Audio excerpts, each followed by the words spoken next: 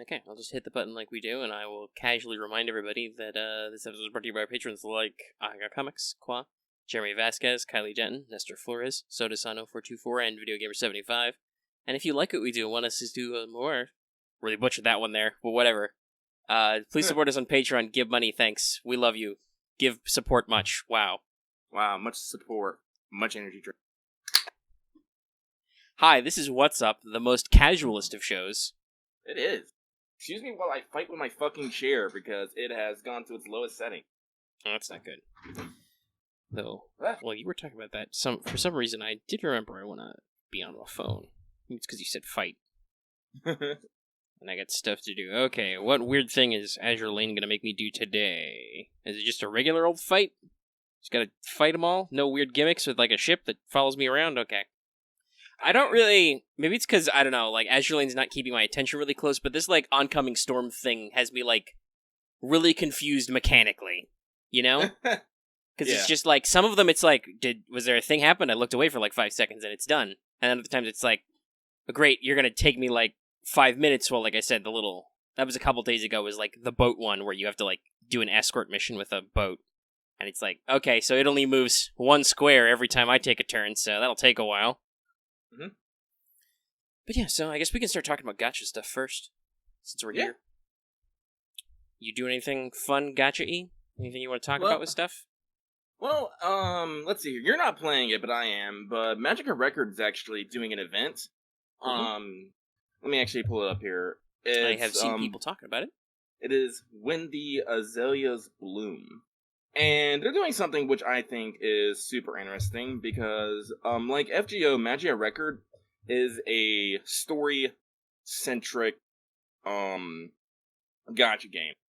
Like, there's the main story, there's side stories, there's magical gore stories, even the PvP element in it, the mirrors, has a story to it. And, you know, this can course reminiscence, back to, you know, the visual novels and making choices.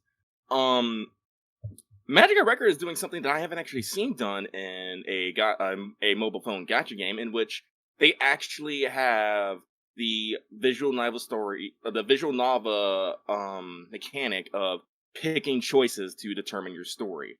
Because because the event is you're basically following 3 girls who grew up in an orphanage, who became magical girls. And they're like, you know, they're about to hit a crisis in their life, and, you know, your choices in the story, you know, determines what path they take. And I have to say, like, I rather dig it. Like, it's not a full-blown, visual novel, because, as I said, like, actual visual novels actually take, like, one choice. You'll make your first choice in, like, maybe the first, like, 30 minutes, and the game could be anywhere from, like, 2 to 3 hours long. In this mobile game, the choices are usually much more direct. You can usually make, like, one choice, and then it's like, oh, bad end. And that's actually how they, that's how they let you know, the stakes are real, because when you're playing through the tutorial, I would say, your tutorial automatically ends in a bad end. And then they do the rewind, like, oh, it was a premonition, it was a dream. And then the story starts going from there. And I have to say, like, I enjoy it. I'm just having the problem of, I'm playing too many gacha games right now to give it the full attention it deserves. Yeah, I've had, like, because I'm still playing loads of Breath of the Wild, I'll probably talk about that more later, but, like, I've definitely found it harder to focus on our usual juggle of gacha, because, like, FGO's really ramped up right now. We're finishing a rerun, and we're about to go into a new summer event. If you haven't watched that episode of Let's Talk FGO already, if you're here, because I assume What's Up is a more core audience. Hey, that's out already. Check that out, where we talk about 2 coming up in our rerun thoughts. But, you know, it is a little hard to juggle all that stuff. Like, Girls Frontline's got their big Valhalla collab coming up, which I'm super excited for, because while I haven't played the game, I love the aesthetics, and it seems really cool. It's a really cool game. So I wanna get in there, but for the moment, it's just doing daily farms, so I'm like, yeah, I get enough to get, like, some tokens every day, but otherwise it's just, like, and I already got a melee skin, and I got the gold hollow points, because those little beat up the first 6 bosses and get currency a day events are great for equips. They usually have, like, 1 or 2 gold equips in there, and I'm like, hey, free equipment, boom. Done. Actually, I need this really good. I really need to get back on my equipment game for AL. I was doing like some Chapter 9 stuff, and I'm like, holy shit, everybody's really kicking my ass here. I'm like, wow, I must have gotten unfocused on what my teams were good at stuff. But like, so I'm not super focused on Girls Frontline. Like, I probably could be moving forward with the story, but because I'm doing lots of other stuff and I don't have to be, I'm pretty relaxed right now. Though I did notice that they added Arctic Warfare permanently now, which is cool. I'll have to I'm minimum go back to that. I'm minimum trying to get through the third boss of Arctic. I'm not Arctic, of Operation Q Plus, because that reward is 200 tokens. That's a lot of tokens, but that's a lot of tokens. At the same time, goddamn, I'm still not as good as you, or apparently Voice. He posted what he called his magic echelon of just like, oh, I assembled a great echelon without anybody asking. It's still in the F formation, so I'm sure somebody must have told him that that's the optimal strat or whatever. But it's like, he picked apparently a really good team without trying hard. But I'm still looking at his numbers like, I think that's still like 5,000 more than my current goody goods team. Actually, I think there's only a couple days left in Operation, so I actually do need to. I think that's going to be my focus of this. Solid choice. We all, for everything we have to do like prioritizing. So like, no, it's fair. Like I want to catch up on. I'm in Azure Lim right now because I realized I need to log in for today and catch up on stuff, and I need to keep my logins up because I really need prototype bullets. Oh my god. Ooh, I was looking at my girls in the dorm room like, shit, dude, I'm working on like 5 gold ships from the past like couple months, and I'm like, I don't have enough bullets for this. Holy shit. Actually, I need to check if I've got. I don't know if I've built Centaur yet, but that's the big thing is we're leading up to the EN anniversary. Mm-hmm. It'll be 1 year. Oh, by the of way, Azure I Lane think One Fat Panda said it. Centaur has a unique timer, I think, of 3 hours. Okay, I'll keep an eye out for that then.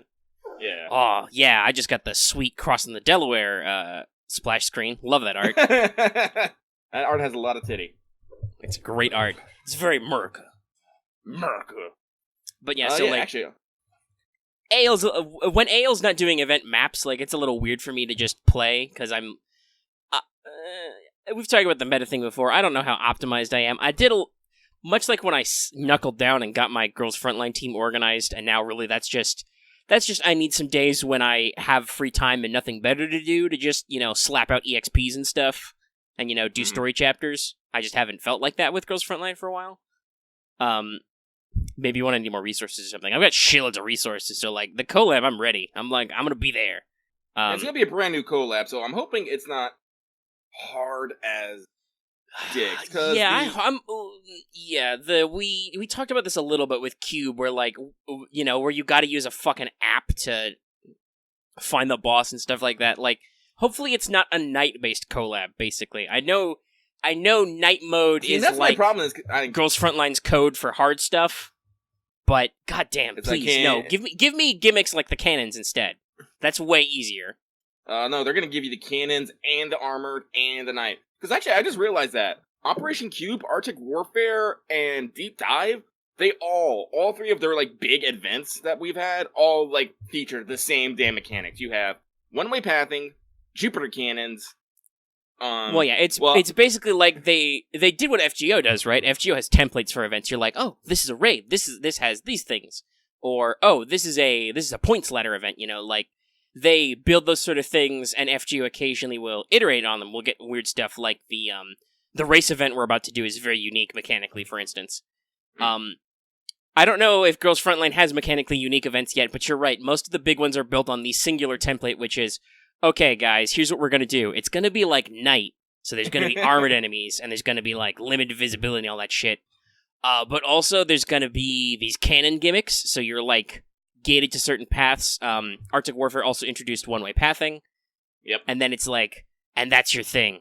So you're going to have to deal with night shit, and also you can't actually use the map correctly, and also we've got these really gimmicky meat walls. So I'm like, I don't know. How long has Girls Frontline been running overall? Do you know? Does anybody know off the top of their head? Let's see here. Well, we just passed the 1 year. I'm thinking it's we coming picked up on 1 year for us. I'm trying to. Let me see here. Girls. Wait, because the thing is that we just may be in a relatively early period of their events. Like, it's the same with FGO, right? Where, like, early story and early events were very samey and kind of limited, so we might just still be in too early of a block. That's one thing I will say for Azure Lane, the fact that they have been completely off the cuff about what events we get. Like, sometimes we've gotten events concurrent with CN or JP. Yeah. By the way, it was originally released in China May 20th, 2016. Let's see here. Taiwan was January 2017. So, just over 3 years overall. So, yeah, I don't know. If we're still in, like, year...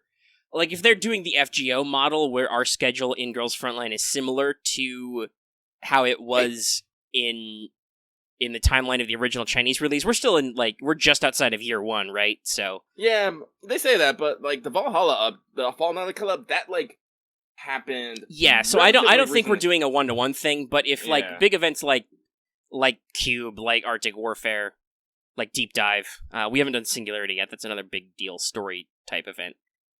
That will. I mean, we don't even have all the things. We don't have the neural upgrades yet. Yeah. There's still a lot of stuff in Girls. Well, yeah, they've been going on for like 3 years. So, we might, like I said, we might just be still in a lot of the big events we're doing are the baby tier stuff. Oh god. Where like they're pretty simple and they're pretty, like, not like they're easy baby tier, but like, oh, this was the simplest thing we could slap together. The difficulty's high because of these bullshit mechanics, basically. Like, we put in a way to control your movement. We kept our night effect, which is like our hardest mode, and we, also made enemies that have really, really specific stats where they're like, if you fight them head on, they're just really strong. But if you do a certain thing, they basically switch strengths to a weaker mode. Like, I don't think that Jupiter cannons are probably very mechanically complex to program. Right? You basically have 2 sets of stats, 2 power levels, right? One is if they're not captured, and then if they are captured and surrounded, then you switch to the weaker version. So I don't know, like, this could just be the programmers are still cutting their teeth. But you're right, it's not very fun, a lot of these events. And because I'm so out of it with Girls Frontline Story, like I said, someday I need to go back and like read all the archives. It's a little like lackluster to me. Really? Well, yeah, a lot of these events are just like, I'm not caught up in the story. I don't have context for some of this stuff, right? Like, I'm not through all the regular story chapters, so it's like, something sad's happening, like, this is really emotional and stuff, but it's also at the same time, it's like, I'm not following the full character arcs here, so it's like, I don't know, I don't feel as attached to this as I should. Yeah, like, actually, that was something they actually brought up with, Operation Q+. They actually give a spoiler warning. It's like, hey, you should have actually like completed like Arctic Warfare, and I think they said Chapter 7 before continuing the story. And you're just like, oh, well, lucky me, I actually have done that. But still, it's just like, but also double luckily, Arctic Warfare is now permanently in, so that is a great feature. I know a lot of people are wondering it's now because under campaign. Yeah, because FGO did something similar with the with Rare Prisms. You can buy an old event now. A lot of people are wondering if, like, FGO will start doing that now after 4 years. So Girls Frontline is just over a year old, and we can already go back to certain story-linked events that were previously limited time. I don't know. I don't think you get some of, like, the really unique rewards, but you can still get some stuff out of it. Oh, yeah, no. Unless you've already completed it, then you don't get jack. That's also a little bit of a shame if they... Well, I don't know. If they still count them as completed. Like, I think my Arctic Warfare progress is still saved. Yeah. So, like, I guess if there's nothing new to do, there's nothing new to earn, but still. You could at least do kind of like what FGO does, and like, oh, here's some extra stuff. So, like, if you did these already and you do them again, you can maybe get, like, a one-time reward of, I don't know, just some extra resources. Alright, let's see. How many of these do I got? I got 6. I'm going to tap Finish All really quick. So, let's see what I built overnight. Ta-da! That's nothing new. There's a single Saratoga in there. Alright, well, I'll have to earn some more cubes and try again. Not that I'm super... I've reached a point where, like, most ship girls are purely aesthetic for me, because it's like, I can't fit you into my teams anywhere. Like, maybe if I drag you through EXP hell and get you up to level 90 and or 100 in my max limit breaks and stuff, maybe because, apparently, according to everybody's favorite Apache helicopter, there is a little bit of power creep, where, like, some newer units are better than older units, barring retrofits. Oh, yeah. Like, maybe if I can drag them through all that stuff, I'll swap them in, but for the moment, my fleets are pretty static. Just because we've spent hours and hours talking about how leveling in AL is a little weird. Yeah, actually, I think I'm doing alright. Like, I just got I was able to pull the SR, sub by, like, the skin of my teeth. I don't know if I actually mentioned that last week. But I got her up to level 60-something right now. Just, from running commissions and, putting her in the dorm. Like Lamar's, Dunkirk, and Jean Bart are around like in the 80s. I fucked up though. I forgot to get the special weapons from the event shop. I was like, shit. Shoot, I need one more sub because I need 2 full sub fleets. I've only got 5 subs. Rip. Actually, do I have enough? Because there was a warning about a sub event coming soon, or a sub boss. So like everybody do the SOS things for like sub equips. Otherwise, you're fucked. And I'm like, well, I'll try, but I'll probably be fucked because I don't know. I guess because they are just non-story stuff. Well, they're in the story maps, but they're just kind of hanging out there. The like SOS signals are not super restricted, but it is kind of like an extra little thing you got to go out of your way to do. Well, honestly, that's what I usually see. I'm at this really divided point here right now because I'm working on getting the KMS rune, which is the Iron Blood prototype conceptual cruiser for the project research. To do that, I have to basically field Iron Blood heavy or light cruisers. Heavy or light cruisers cannot equip anti-sub shit. Well, nope, they're not good for that. Yeah. There's a very specific thing with Colm. Yeah, there's a very specific thing with Colm. And basically, it depends on like how much experience they get. So like, I have to take them like to like the highest levels I can handle, which is like around like chapter 10 right now. That's just because that's where I drifted off. I said like I'm in Omega's, but like I have like I'm doing an SOS right now, and I'm like, shit. What do I even have equipped on what? Like, do I have the right anti-sub shit for this? It's like right now I just have Nimi. And Z23, and also reminds me, I probably need to double check my retrofits and do some more of those. There was a point where for a while I was a little coin poor, so I got and some other resources, so I got kind of out of double checking my retrofits. But I'll be back in. It's just AL has definitely also been on a lull lately. Like the last really big thing was the Iris event, which was really fun, and I got most of the stuff out of that. But after that, there was just kind of like a raid-up event, and now, again, there's Approaching Storm, but that's only like 1 a day, and then there's a special raid-up event on Centaur. Yeah. It's laid back. Like, I think I haven't done the last 2 Approaching Storm maps. I will. But, like, yeah, like, it's taking a backseat to me trying to get girls frontline through, trying to play Mad Gear Record. But what I was saying with Azure Lane is, I have, I can't remember her name at the top, off the top of my head, but I have Z23 as my SR Ironblood Destroyer, and I can't remember the name of my other SR Destroyer. Z something. I don't know. Is it one of the Z? But basically, I just threw fucking and the whatever anti-sub shit I had on them, and I'm like, just go. Yeah, getting really good anti-sub equips is a pain in the butt. Yeah, I don't have, and like I have, because this is the way it works. The SOSs don't give you full-on parts. Well, I think they can, but for like the Elite and SR equipment, you only get the blueprint drops, which takes like 10 to 15 parts per. So you have to get a lot of those drops just to make one piece of equipment. And the other problem is you can buy submarine gearboxes, because every day they appear in the metal exchange shop, and you can also get them from the new weekly, the sub minigame. I say minigame because I don't know how else to fucking call it. But the problem is you can only do that up to, I think, like the 3rd tier. The 2 tiers after that just give you increased chance for the Elite and SR drops. You don't get any more boxes, so you're like, do you like limit yourself to just getting the boxes where you can get the at best rare equipment, or do you forego the potential rare equipment just so you can have a chance for some blueprints, which you got to collect a lot of? It's like, As like sub, I feel like the sub. I don't feel like subs themselves are a bit, I like them, as this. I think they're interesting mechanically, but just, getting them up to snuff gear-wise is a massive fucking thing. Yeah, they're very clearly a bolt-on, and the actual mechanics for the subs themselves aren't bad.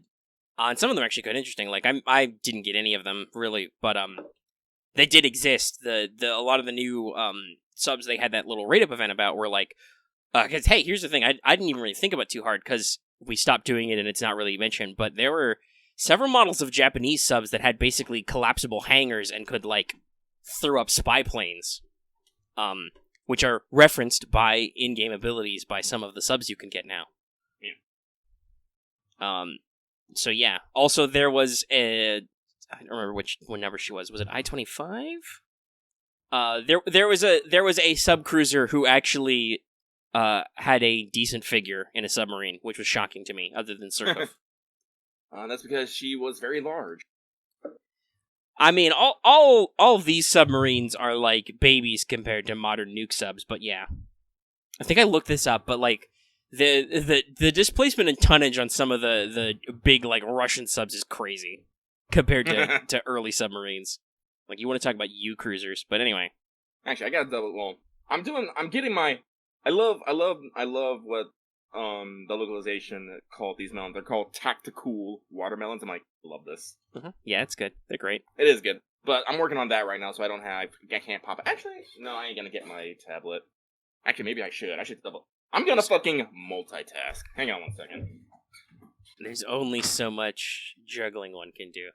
Alright, that's a really cool thing. I almost tripped on my own damn cord. Why? But usually I try not to use my tablet to play mobile game too much, because my tablet's a Samsung Tab 3. It's old, yo. So it don't run the Gacha game too good, yo. But it can still run it, so I'm gonna do that and try and get some stuff done here. Also, another thing that's Azure Lane related, what? They're announcing some other ships like Alabama and stuff. Oh, yeah.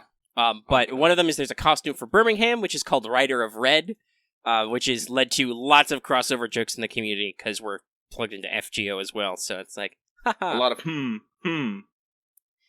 I have to, considering how plugged into, like, social media presence and stuff, AL seems, they have to know, right? Yeah. Do I get any benefit for... Well, Panda's here, right? Do I get any benefit for... There's no star on these SOS missions, right? So I should just beat up the boss right away? Is there any reason to keep beating up scrub fleets? Alright, I'll just get in there. Get in there like swimmer. No, I don't waste time. Yeah, just punch him out. Be gone. Oh, I'm sorry. Right now, I'm on Twitter, and... This is a slight tangent, but fucking Wonderfest 2019 summer has started, so Twitter is... ablaze. Yeah, we that's one of the things we once accidentally dedicated. Did we actually talk about it on recording, or did we just get lost for an hour? I think we just got lost. I think we just got lost for an hour. Yeah. Anyway, and we had. Okay, so there's no point. I'll just get in there and blow these up. But yeah. Yeah, Panda. He's saying only boss drops anti-sub warfare and sub. Thus, as usual, correctly. The boss is the only one that matters. Yeah. I'm gonna start posting. Yeah, Lucky, you warned the Discord earlier this morning that was like, yo, Wonderfest is happening. Prepare for lots of Figma. Yeah. I was on point. But... Alright. Okay, I was able to update. Nice. Didn't take as long as I thought it would. Why do I have YouTube? I'm like, I have my tab on YouTube open. I'm like, why did I have this open? Does this matter? Do I need to be here for something? What's this? I'll check the dashboard and then I'll go home. I'll close it. Are there any new comments? We just released we just released a new video, so there's gonna be a lot of pinging as people come on in. Yeah, we get comments and stuff, and people pop into Discord, people make comments. Oh, hey, the Z23 drop. That's not important.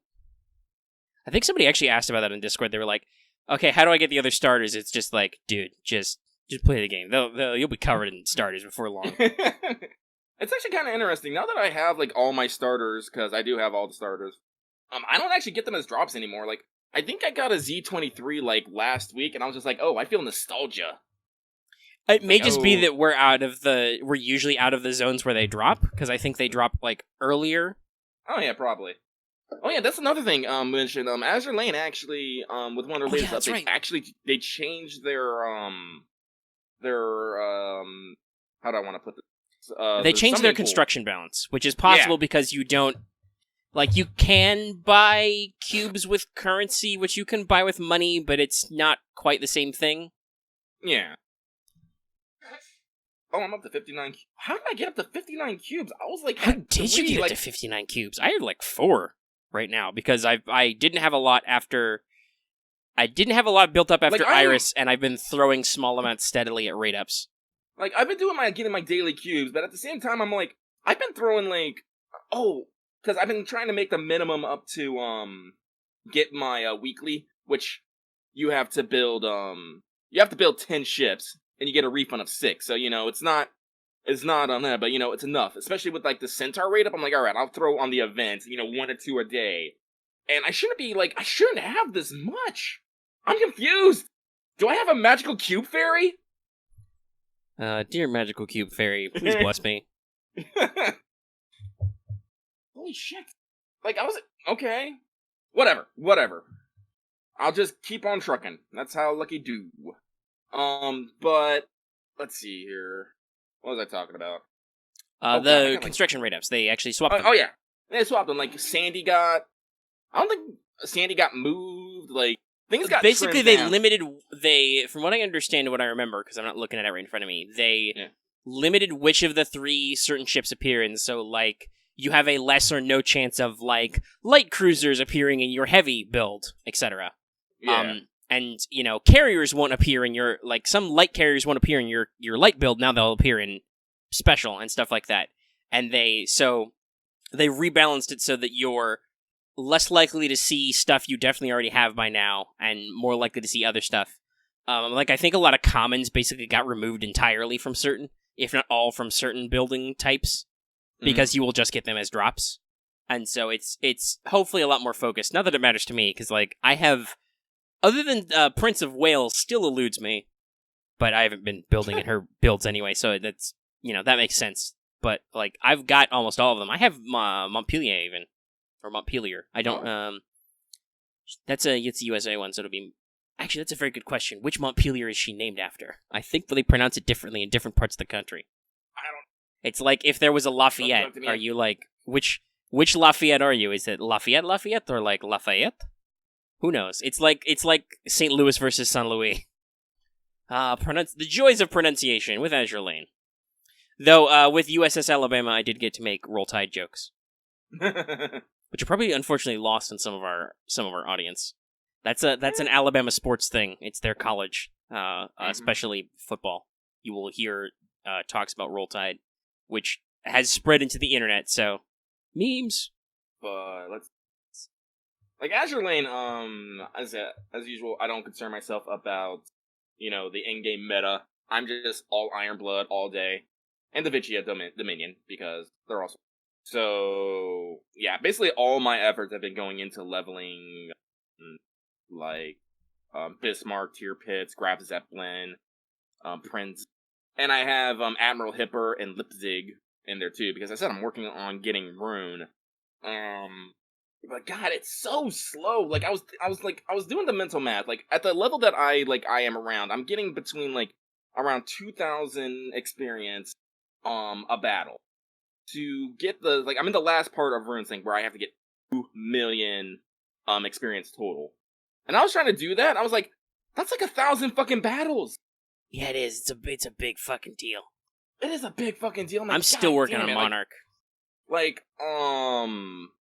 think last time I checked, I was at 17% in it. I'm like, oh god, why? It's like when I started working on this, Leipzig and Admiral Hipper were only level 50. Now they're both level 100. I've already awakened them, and they're working their way up. And I'm just like, why? It's like me and these ships have gone on a fucking journey just so I can get the fucking yandere fucking I'll big say titty this, critter. like, overall, Azure Lane, fun game, good core gameplay. We've talked about this before. Very very fair gacha system, very robust. When you get into some of those higher level systems, it's very finicky and it can be very time consuming. And I don't think there's any way you could actually spend money to do that faster either, right? Nope. Like, theoretically, if you had the free time, you could buy more oil to keep doing more runs and whatever. But who actually has the free time to, like, do it that fast? I don't know. There are some people in our audience who are like, oh, I'm done with all the priority ships I want. I'm like, what are you doing with your life? But you had the time anyway, basically. Like, there's no way to skip the time component, as far as I can tell. So that's very interesting for these types of games. Like, to pivot a little bit, I recently read and watched a news story about how apparently FIFA Ultimate Team, which is it's basically what we would call gacha. It's more, the baseline mechanics is, I think, more like a collectible, like trading card packs, because it's for soccer player teams. So you want to get good players out of the packs, which you can buy for real money and stuff. Money. But apparently that alone, not just microtransactions or pay-to-win mechanics, but specifically FIFA Ultimate Team is now apparently like 40% of all of EA's profits for this year. Like, period. Though if you do a little research, it makes a lot of sense. It was an optional add-on mechanic for starting since like 10 years ago, so it's a service that has a very long lifespan, which explains why they have a large customer base and a lot of profit by now. Also does indicate that you can run these kinds of mechanics long term, so long as you're able to, like, iterate them and keep your server data alive. Yeah. So if people are concerned about the longevity of some of these market styles, like, don't be. Like, if they make money, they can keep going for a long time. But I was just so interesting to me to be like, this first of all, they tapped into something really primal there, which I think there's a lot of different nostalgia you could be tapping into, but they've built a monetization system that works for that specific game, and it doesn't work other places. They've tried, trust me. I know some people are like, oh, EA's Battlefront 2 is really good now, guys. They've got all this other stuff with DLC and blah, blah, blah. I have heard from people giving unbiased opinions, though. I feel like that's sunk cost fallacy, because they're like, yeah, no, since they took microtransactions out, they didn't rebalance the grinding you have to do. So, like, if you want certain heroes or extras or whatever, I think they did fix heroes, but, like, most of the stuff isn't rebalanced. You just have to grind for forever. And I'm like, that still sounds tedious and shitty. Like, they fixed the part that people were publicly mad about, but they didn't necessarily fix the mechanics that enabled that part, so it's still a little off-putting, but just like, well, it's really interesting to market, and like, basically with a lot of like PR and type stuff, like Azure Lane is building in long-term play, and they don't have a system to just pay your way out of it, which is interesting to me. Like, on the one hand, that's not scummy, that's good. On the other hand, it's like, damn, you really are expecting to like hook people for like, you know, these are projects that are going to take people real life months to do. It's kind of astonishing. Well, I think that's partly in part because it is indeed a mobile game. It is something that you can take just about anywhere with you. As long as you have a cell phone signal, you can play this game. Like, against, like, you know, console games where you have to generally be in front of, or PC games where you have to be in front of a computer or in front of, you know, a television. It's like, you can, like, travel across, you know, the country and still be able to play with your ship girls. Yeah. And I think that's, like, honestly, that's something that is they're trying to market a part of. It's like, yeah, you're gonna have your phone for a long time, probably. You're gonna need. Well, and also Azure Lane has very convenient account binding, which works. Thank God. Oh yeah, something else about Magia Record that reminds me of FGO. They have transfer codes. They don't have account binding. I'm like, God. So yeah, Azure Lane, like as I said, I think honestly that's the point of mobile games in general. I want to say. Especially once you start hitting end tier, you start hitting longer. Like, basically, when you hit. So now you've got me thinking. I'm wondering if Magia Record, because that's an Aniplex thing. Yes, they also make it. It's not by. It's not by the Lightworks, no. No, they are, but they are still working with Aniplex. So I wonder if that's like a weird Aniplex thing. But hey, FGO added at least on Android, you can do a Google account bind. Yeah. Also, hey, Lucky, did you know this? I'm looking at the Wikipedia page for Magia Record because I was looking up who published it. It's developed by F4 Samurai, by the way, if people are curious. Did you know that apparently there's going to be an anime television series sometime this year by Shaft? Yep. Okay, good. Just making sure you knew that. That sounds like a thing you'd want to know. Yeah, Shaft was the original animators for Madoka Magica. So if any other company had done it, I'd be pretty mad. Fair play. Especially since Magia Record also has, other collabs with Shaft, specifically the Monogatari. Oh yeah, that's a thing. Yeah. When you're a franchise from an anime studio, you can actually collab with stuff, as opposed to Fate, which is from a studio which is tied to Type Moon, which means you only collab with Type Moon stuff. I think the conversation has died down a little bit, but our Let's Talk chat was furiously discussing if you could make a strategy RPG, a tactics style game, out of Fate, and whether or not it would be cool. The conclusion is yes. So somebody please do that. Hey, I love like FF Tactics and stuff like that, and I like Fire Emblem too. So like, hey, do me some old square and grid combat. You could do some fun stuff with that. The Fire Emblem talk is full fucking swing. Jesus. Yes. Christmas. So much. I think they moved on from it, but there was some discussion. There were people who, well, our community who's listening to this is probably mostly from our Discord, but some aren't. We do get more views than I think we have active Discord users, but I'll mention this to the public, but like, we do have a thing where there's regular people who group up in public voice chats. It took people a long while to get used to that idea, but eventually they like, because we had a general public voice chat for like forever. Ever! Like, the Let's Talk FGO is almost 2 years old, if not already 2 years old. Who knows? I don't know when we actually recorded the original episode. We only know when we published it. Yeah. And there was a little bit of lag there, because it was our first episode. But, we've had the Discord very soon after that, so the Discord's probably almost like 2 years old itself, too. It was probably over a year before people started just, like, entering voice chat at all, and now it's only, I think, this summer that it's become a really regular phenomena. To the point that we had to put in a second general voice chat. Yes, people were so eager to group up into voice that we had to be like, yo, no, we need you to, like, if you guys want to, well, basically first we built a separate channel for gaming, because that's what Discord is arguably for, so we wanted to be like, yo, let's actually, if people want to game together, let's build a channel for that. Mm-hmm. But then we had to split general because people were sneaking into gaming to talk about whatever, but they don't want to have multiple conversations. It's really hard over voice to do, VoIP to do multiple conversations. And I don't want to say they're unmoderated, but they are generally without direct supervision. Mm-hmm. Though if anybody has a problem, they could yell pretty quick for mods, and there would be a thing. Sometimes they don't need to yell for mods, and there's already a thing.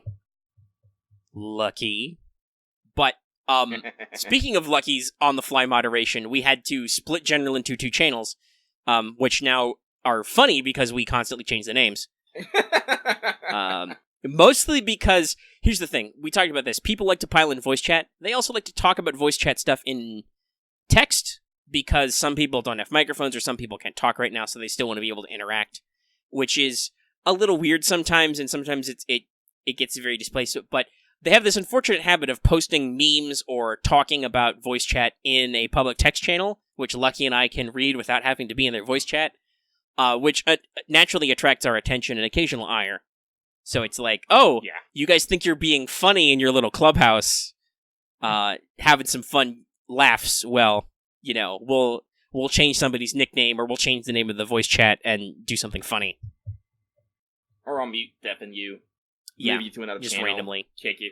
Move people places. I figured out that they don't have any extra special permissions, but even though they can't see it, and I don't know if they can see it to get out of it, we can siphon people off into the secret recording channel, even if they're not qualified for it, which is funny. We can put them in a dark space. At some point, maybe we'll make a punishment voice channel. The punishment box. Like the thing. But the question I was going to was that there were some people who were discussing Three Houses a lot in voice channel, and also that means in text channel. So I'm like, We have a spoiler chat for a reason. Yeah, I don't like. I mean, like, I don't necessarily want to derail conversations in tone, but you can put your text in spoilers, and they were talking about mechanics and stuff too. But like, I like to be fresh with lots of stuff. I don't know for Fire Emblem, like, because the mechanics sometimes, not the core mechanics, but some of the detailed stuff like classes and whatnot, that changes between games. Like, I'll want a little bit of info before I get in there, but at the same time, it's like don't discuss the game too deep with me. I like to approach with fresh eyes. I'm probably going to do what our esteemed community member Dallas does, and I will play female Byleth, and I will go Black Eagles, because even though they're called black, they're red. And hi, have you guys met me? So that was assumed anyway. Also, Edelgard is cute, but anyway. Like, honestly, oh, hang on. Like, I know fuck all about other members of that house, right? Like, I'm like, I don't know, I've seen some pictures of them, whatever. I'll just go in and see what happens. And I will probably ask people on the internet, like, hey, I like this character. What's a good, because you can swap classes and do more free training, I believe now. I'm like, what's a good class for this character, And I'll ask the internet, and it'll just like me be looking up what CEs are good for servants in FGO, and then I'll just kind of roll with it. And sometimes I'll be like, I don't care what the internet says, I want you to be a mage for some reason. Which I'm known to do occasionally. But we'll just kind of see what happens. I did see somebody said something was really interesting to me, especially considering we had an earlier conversation about when you were unsure if you were going to do Three Houses or not because you felt kind of burned by previous Fire Emblems that had multiple versions split across multiple releases. Yeah. So like somebody was like, I'm kind of sad you don't get more time with all three houses before you have to pick a house to join. They said it's basically after the tutorial. I didn't say it at the time. But I immediately had the snippy thought of like, I mean, it's Nintendo. It could be worse. There could have been literally. This is a step up where you can make your choice in game as opposed to with your dollars before actually playing the game. Yeah. We've played Pokemon. It's like Three Houses. I'm not gonna get anytime soon. But I'm always thinking about more games for my Switch, so I might get it eventually. But I need like people to beat it, have reviews. Yeah, I'm not going to jump into it soon. I suppose we can. Let's see. How long have we been going? How long do we talk about Gacha? About 45 minutes. That's probably fair. So I'll talk a little bit about Breath of the Wild and Switch stuff too, because that's relevant. We're already there. I'm probably not going to jump into it right away. Like I said, I'll do similar to you, and I'll wait for people's opinions and stuff. And like, if there's, you never know. There could be something really shitty could happen to the plot in like the third act, and people are like, "Oh, this is the worst," and I'm like. Okay, then. Maybe I'll wait until it's discounted and I don't feel like it. Like, buying games brand new is always a dodgy proposition. I reserve that for games I know that no matter what I will love. Like Cyberpunk, like Final Fantasy VII Remake, which I still have pre-ordered. Like, those are games where I'm like, or Kingdom Hearts 3, like, no matter how this game makes me feel, I want to own it and play it as soon as possible, right? There are very few games like that. Did you see that character trailer for Hartman for Death Stranding? Oh no, actually, It's only like a couple minute clip, but okay, I'll check it out later because Kojima's in I think like full pre-release PR swing. Like he's hanging out with dudes, doing interviews. He was at San Diego Comic-Con, I think. Yeah. Which he may have just gone there because he wanted to go to San Diego Comic-Con because he's a huge fucking nerd. But that's the power of Kojima. He gets to go wherever he wants, and he can just like spend 5 minutes being like. Death Stranding is a game where you will strand death, and people are like, "Oh, Kojima-san!" And they all collapse, or they go to their blogs to write about the deep philosophical meaning of that comment. And Kojima's just like, "Suckers, I'm gonna go watch Marvel trailers now. Oh yeah, gonna buy some T-shirts." Love it. Yeah, apparently Hartman, which is one of the characters they talked about in the release trailer. Is like some sort of scientist dude, but he lives on a cycle where he spends 21 minutes alive and 3 minutes dead 60 times a day. Ow.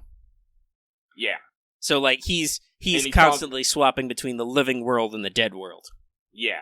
Which are a thing, in case you forgot. That's like an actual mechanic they discussed. Like there's some like drag to hell's type shit going on here. Yeah. So again, like Death Stranding is probably not one of those games like I really want day one. No, that's going to be a thing where it's going to be like, no, we want to be there right away, ready to play it, and like, turn off Twitter, turn off Discord, and be like, yo, I'm going to the Death Stranding hole. Nobody fucking at me until I come out. No, for real. Because like there are some games you can let stew. Like Breath of the Wild was like that. I only just now playing it. Only just now got my Switch. It's still a really great fresh experience, and some of that's because I like didn't really watch people try to play it, but at the same time I also watched people play it a little, so I was kind of familiar with some of the basic conceits. So I wasn't like completely blind, but plenty of time had passed. I'm still like, this is still a brilliant experience that like could be experienced at any time. Like, 10, 20 years from now, I could dust off my Switch and hand this cartridge to like my kids and be like, yo, son or daughter, enjoy Breath of the Wild for the first time. And it'll probably still be really good for them. But there are other games that are like, that have that kind of social component where you're like, shit, dude, everybody's got to be talking about this. Well, I think in Breath of the Wild's experience, because it has, like, its story is basically something that's set up on its own, so there's not really much to necessarily spoil, per se. Mm-hmm. Where Death Stranding, it's all going to be all like, there is a definite story component to this, there are going to be twists, there are going to be plots. It's like, if you tell me any of these beforehand, I will fucking kill you. Yeah, there's going to be a lot. It's like, it's a fucking Koji Kojima stuff. game, so Yeah. it's like, yeah. It's like, when you're playing Metal Gear Solid, you don't want to know the twists or turns ahead of time. Yeah, no. Was that this week or last week? Both of us read a really... Well, I found that, and I gave it to you, a really interesting article about the translation of the original Metal Gear Solid. Oh, yeah, I read that. That was amazing. That was a really interesting one. So on the one hand, I'm kind of like... Like, I don't know anything else about this guy, but just from the context of the article, he did seem like he was humble bragging a little. Yeah, why not? Because he was like, oh, I had a conversation with Kojima, and he probably named Zone of the Enders after my kid, because her name was Zoe. I'm like, all right, that's not related to this conversation, all right? You don't need to tell me that. Like, just because you already have all the, like, nerd cred I think you need by being like, yo, so Konami hired me to do the translation and localization. Well, he called it translation, but in my mind I was like, oh, you're doing localization, right?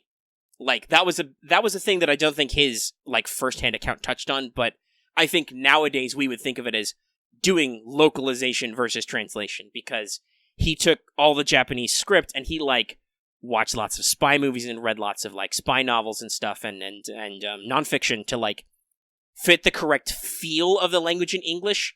Yeah. But he did technically spice up some of the dialogue, which, The Japanese are famous for being kind of hit or miss about how much they like that. Mm-hmm. Like, for instance, we both think very highly of the Aniplex translators, the Aniplex US translators, who are localizing FGO, and there have been times when you were very clear, like, you localize the shit out of this, right? Like, this is not an original JP joke. Yeah. There was not a Monty Python reference here. Even if Monty Python is the universal humor. And Japan doesn't seem to have any problems with that, right? Like, we know they probably have a pretty strict oversight from Japan, so the actual... They're okay with localization-isms, for lack of a better word. Mm-hmm. There are other times, like recently, with the most recent dub and sub of Evangelion on Netflix now, where the Japanese are like, no, fuck you, we want a word-for-word translation, we don't care how stilted it is, and how much subtext is lost. You will translate this exactly as it is written, or we will find somebody else and also possibly shoot you. And then we will ever find your body. And you're like, violence. Okay, Mr. Japanese man, you guys own, you're giving us the license for one of the most famous and iconic anime of shit. Now I'm thinking of my centuries. It would be was it actually in the new millennium? Fuck, I don't know. I'm like, when did Evangelion actually come out? Because, like, that's not when I watched it. But one of the most iconic and influential modern anime, right? So, like, oh yeah, god, it came out 1995. Okay, so yeah, the one of the iconic animes of the 90s. There, that's the proper time frame. Well, I don't know when it came out in the West, but original run was 1995. But yeah, so like, no, that's a big deal. You can't you can't fight that. Even though I think it was the original. The reason why the English dub release of Rebuild 3 was delayed was because there was apparently a much better and much more entertaining script, but it was heavily localizified.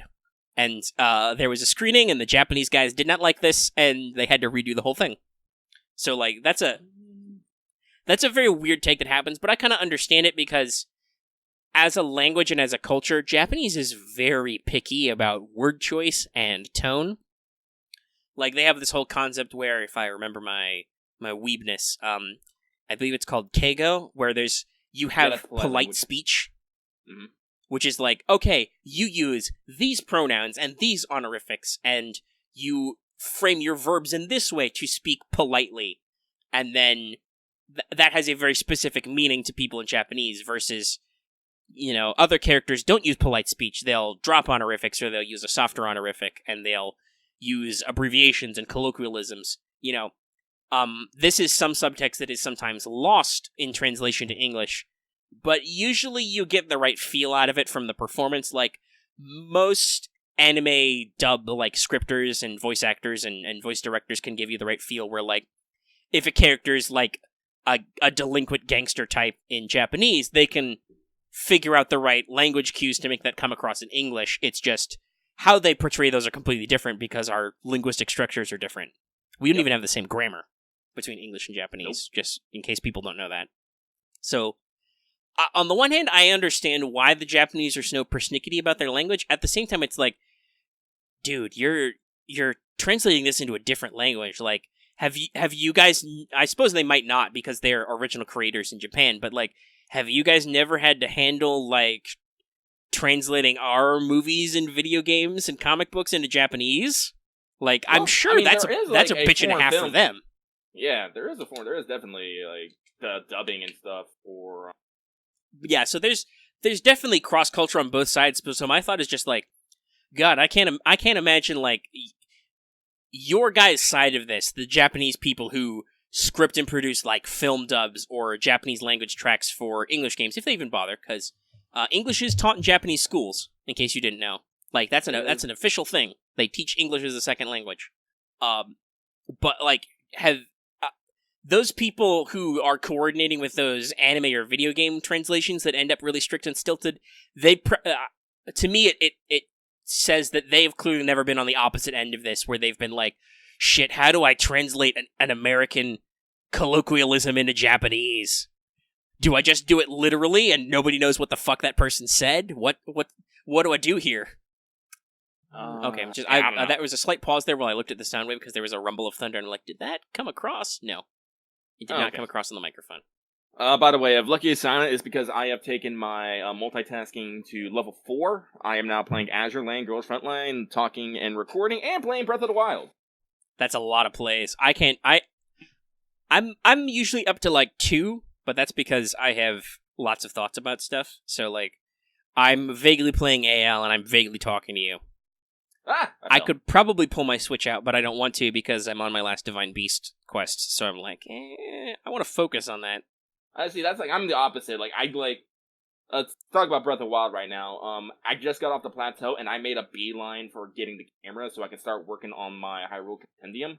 Sure, that's a big deal. Yeah, so like that's all I'm doing. I'm just running around taking pictures of shit, which isn't truly intensive. It's just like I'm gonna run around and take pictures of shit. I mean, I could not take pictures of shit. I could hunt shit I've taken pictures of to like finish up my armor. But no, I'm in the middle of the quest line for my last Divine Beast. So I'm like, all right, I'll finish this up. People last week were right. The Rito one is so far the most boring. The Goron one's kind of like, I know that all of them have their different environmental factors, but the Goron one feels a little bit the most cockblocky. Because there's like instant death. Well, not death, but like instant reset lava pits and like lots of rocks and climbing, and you need like the armor set and the elixirs and stuff. But at the same time, the Gorons are still fun. Like, they have an interesting setting and an interesting kind of, like, environment to be in. The Gerudo subquests are very interesting, even if I found the hideout kind of tedious. I did beat it, though, guys. I got through it. Yay. I couldn't save scum, so instead I just made sure I had plenty of time, and I ultra-conservatively played it. And I was like, there will be no mistakes. Me. And there weren't. Though there was still plenty of trial and error after that, because there was a lot of just, okay, there's like 5 guys in this room. What's the best way to take care of these assholes? Oh shit, I fucked it up. Now I have to start all the way back at the beginning. Thanks, Nintendo. Thanks, Nintendo. You can't even give me a room reset? No. Oh well. Oh, there's fire. I got through it already. But so the Gerudo one was really fun. The Zora one is, I still think, the most dynamic. Although, speaking of the Gerudo, though, I know we talked about how lovely Urabosa is, but also I don't think I mentioned that last time. But does anybody else get the big gay energy vibe off her? don't know. Because she's very touchy-feely with the princess. I don't know. I always thought it was kind of more of a doting Onei kind of feel. I think you could take it both ways, but I'm like, Yeah. They are a community of only women most of the time. And they go out to capture men, which is sometimes hilarious, as they do not know how to interact with them. Yeah, when you're out in the world, like there's one Gerudo lady in the Goron village who's like, hey, it's a weird time to flirt right now, isn't it? I'm like, I'm not flirting with you. I'm just talking to you because I wondered what the fuck you're doing here in a Gerudo inn, not wearing Flamebreaker armor. And she's like, no, I just literally slathered my skin in fireproof elixir. I'm like, okay. Well, you apparently other than that little fluff note, you don't have anything interesting to say. So I'm gonna go now. I gotta fight a fire-breathing gecko. Once again, the designs for all the divine beasts are super interesting and original to me. God bless Nintendo, you did good, except for the bird one. The mechanics for the bird one were kind of interesting, but God, that place was just... There's basically no Rito plotline at all. It's, I'm old and forgetful. Our young heroes are trying to fight the divine beast, but it shoots frickin' laser beams at them, so they suck. So go talk to one of those guys. And he's like, we, apparently the Rito, or at least all the male Rito, are huge assholes, like our ancestor, the champion, who was a huge asshole. So I need you to prove your worth by doing some flying and shooting. And I'm like, okay, I'll do your tedious archery challenge, the staple of every Zelda game. And he's like, cool, right on my back and shoot down laser cannons with all these bomb arrows, which I gave you for free. I'm like, okay. Cool. So it was like, the story element to this is really dull. So I do think that was the least inspired. That was the most... It had some decently diverse mechanics, because it had to deal with, like, gliding a lot, and, like, the fact that you slow down time when you try to do archery while you're falling, stuff like that. I don't know, like, I got my fill of that when I was doing the Zora's Divine Beast, because that was the first one I did, and you're just on the back of fucking... oh no, that one's really cool, because that's like, okay, the Zora armor mechanics of where, like, you shoot up the waterfall, and you gotta... All of them, I think, have the arrow element to them, you know? You can use Cryonis to, like, stop the fucking, Yeah, I found that out. You can use... when I saw the ice blocks, I was like, wait a minute, can I just... Oh my god, I can just break them!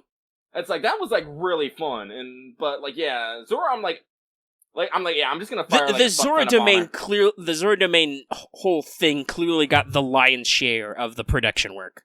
It is, like, with the storyline, the mechanics, just... The characters are the most fleshed out, the mechanics are some of the most diverse, and just, like, yeah, no, and, like, what's-his-face, Windblight Ganon was pretty dull. Though he was a bit of a fucker, because it was like, man, he's all over the place. He's way up there. I couldn't kill him with my Master Sword beams. He just hit up far away and shot me with laser beams. I'm like, all right, like, get motherfucker. down here. When he did, I just, poked him in the dick until he died. I will stab you. And I don't know what I assume Fireblight or Flameblight Ganon is like yet. I don't know how tedious he'll be, but I got a Master Sword, so it's no problem. No problem. Actually, I was thinking about this when I was playing yesterday. It's like, I really, really wish that the gear items, I want to call them, didn't take up fucking inventory slots like my weapons did. Oh my fucking god, it makes me so angry. Like which ones? Like like utility axes, stuff? Hammers, the fucking Koron leaf. Yeah, the Korok leaf, like, those are torches. Those are things that, like, would be handy to carry, but I'm never fucking carrying one because I don't have any free slots for weapons. It's like, I was thinking about this, like, if they just had, like, a gear tab where you can equip, like, a few things that you're not going to use for combat, and equip, and, like, add other things, like a fishing rod. God, I would love a fishing minigame, instead of me just shooting arrows into the water to catch fish. Or, you actually caught me onto this, because I didn't realize that's how the stealth mechanics work, but what you told me last week was, just put on your stealth suit and go in the fucking water. The fish are too dumb to notice you. That's how I fish. I used to fish with bombs, but now I'll just put on my fucking ninja suit. It's like level 4, dude. I'll just put on my ninja garb and I'll swim right up to the fish. Ah! Though, goddamn, you need a lot of stealth fin trout to finish off your stealth suit. Yeah. I'm sorry, I did not know that after a rain, and rainbow will actually appear. Holy shit. Or I did, or I forgot that top. See, this is why Lucky enjoys having a shitty memory sometimes. Because once in a while, I'll go back to playing something I read, I'll see something, I'm like, I don't know if I saw this before, but it's amazing now that I've seen it today. Yeah, that's a great thing. Some people are like that with other creative works. They're like, I don't remember this at all. Me, I'm kind of the inverse, where, like, I usually remember most of the details of something I really like, but that just means that certain scenes are, like, they're really good to me still, I'm like, yeah, this is coming. Like I'll watch My Hero Academia occasionally, and like, yeah, do the fucking. Can't wait till I get to episode 4, and he does the first big smash, or like, I can't wait till we get to the end of the sports festival arc because that animation. Mwah. But like, yeah, there's definitely something to be said for if you completely forget something, because there are a lot of first experiences you don't get back. Like, there's books I wish I could read for the first time again, or games I could play. Like when something impacts me enough, like I won't forget it. But they actually say this in Zombieland, which is getting a sequel. Yeah, the second season. That's cool. Enjoy the little things. So yeah, I'll like forget about like I said, like a rainbow appearing after a rainfall. Like, that's something that's not super important, but when you see it, you're like, oh, that's neat. And you can enjoy it in that moment. But yeah, give me a few months, I'm gonna forget that it happened. Speaking of Zombieland, though, was that in our Discord where somebody posted a tiny compilation of all the times he says "go go go"? No. Okay, I'll have to find that and show that to you. That was a hilarious video I saw somewhere. Go go go. And there was at least one incident where he was very quietly go. Like, okay, this is great. I love this. So yeah, but after I do The Last Divine Beast, I'm probably going to fuck around and do all the shrine quests and side quests I have backlogged that I haven't done already, and also max out my armor. Like, I haven't gotten ancient gear at all, because Robbie's a fucking cheapskate. I want to call him a cheapskate, but he's charging me vast amounts of money, so I don't know. He's just a fucking criminal, I guess. Taking all my...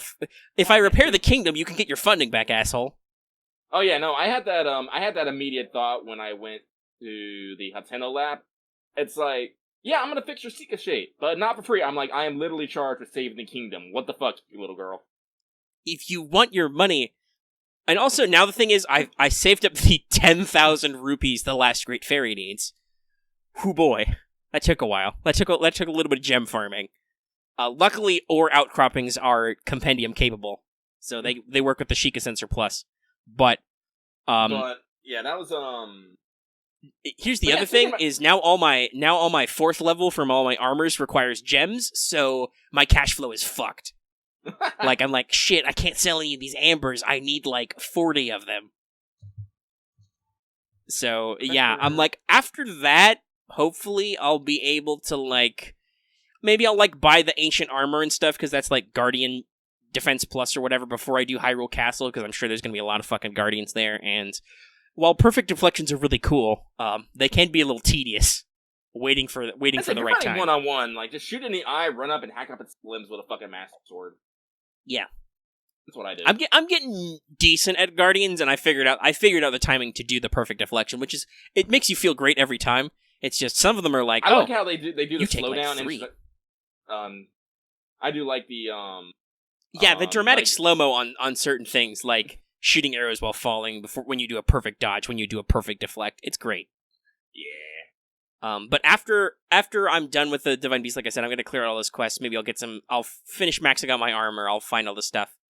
And, I'll figure that out. Then I'll be like, okay, I am the biggest, swankiest Link that ever could be. I'm just going to go slap Ganon real quick. Because, like, I could blow through and finish the main storyline right away after I do the Divine Beast, I'm sure. I've got, like, what's the maximum number of hearts in a row?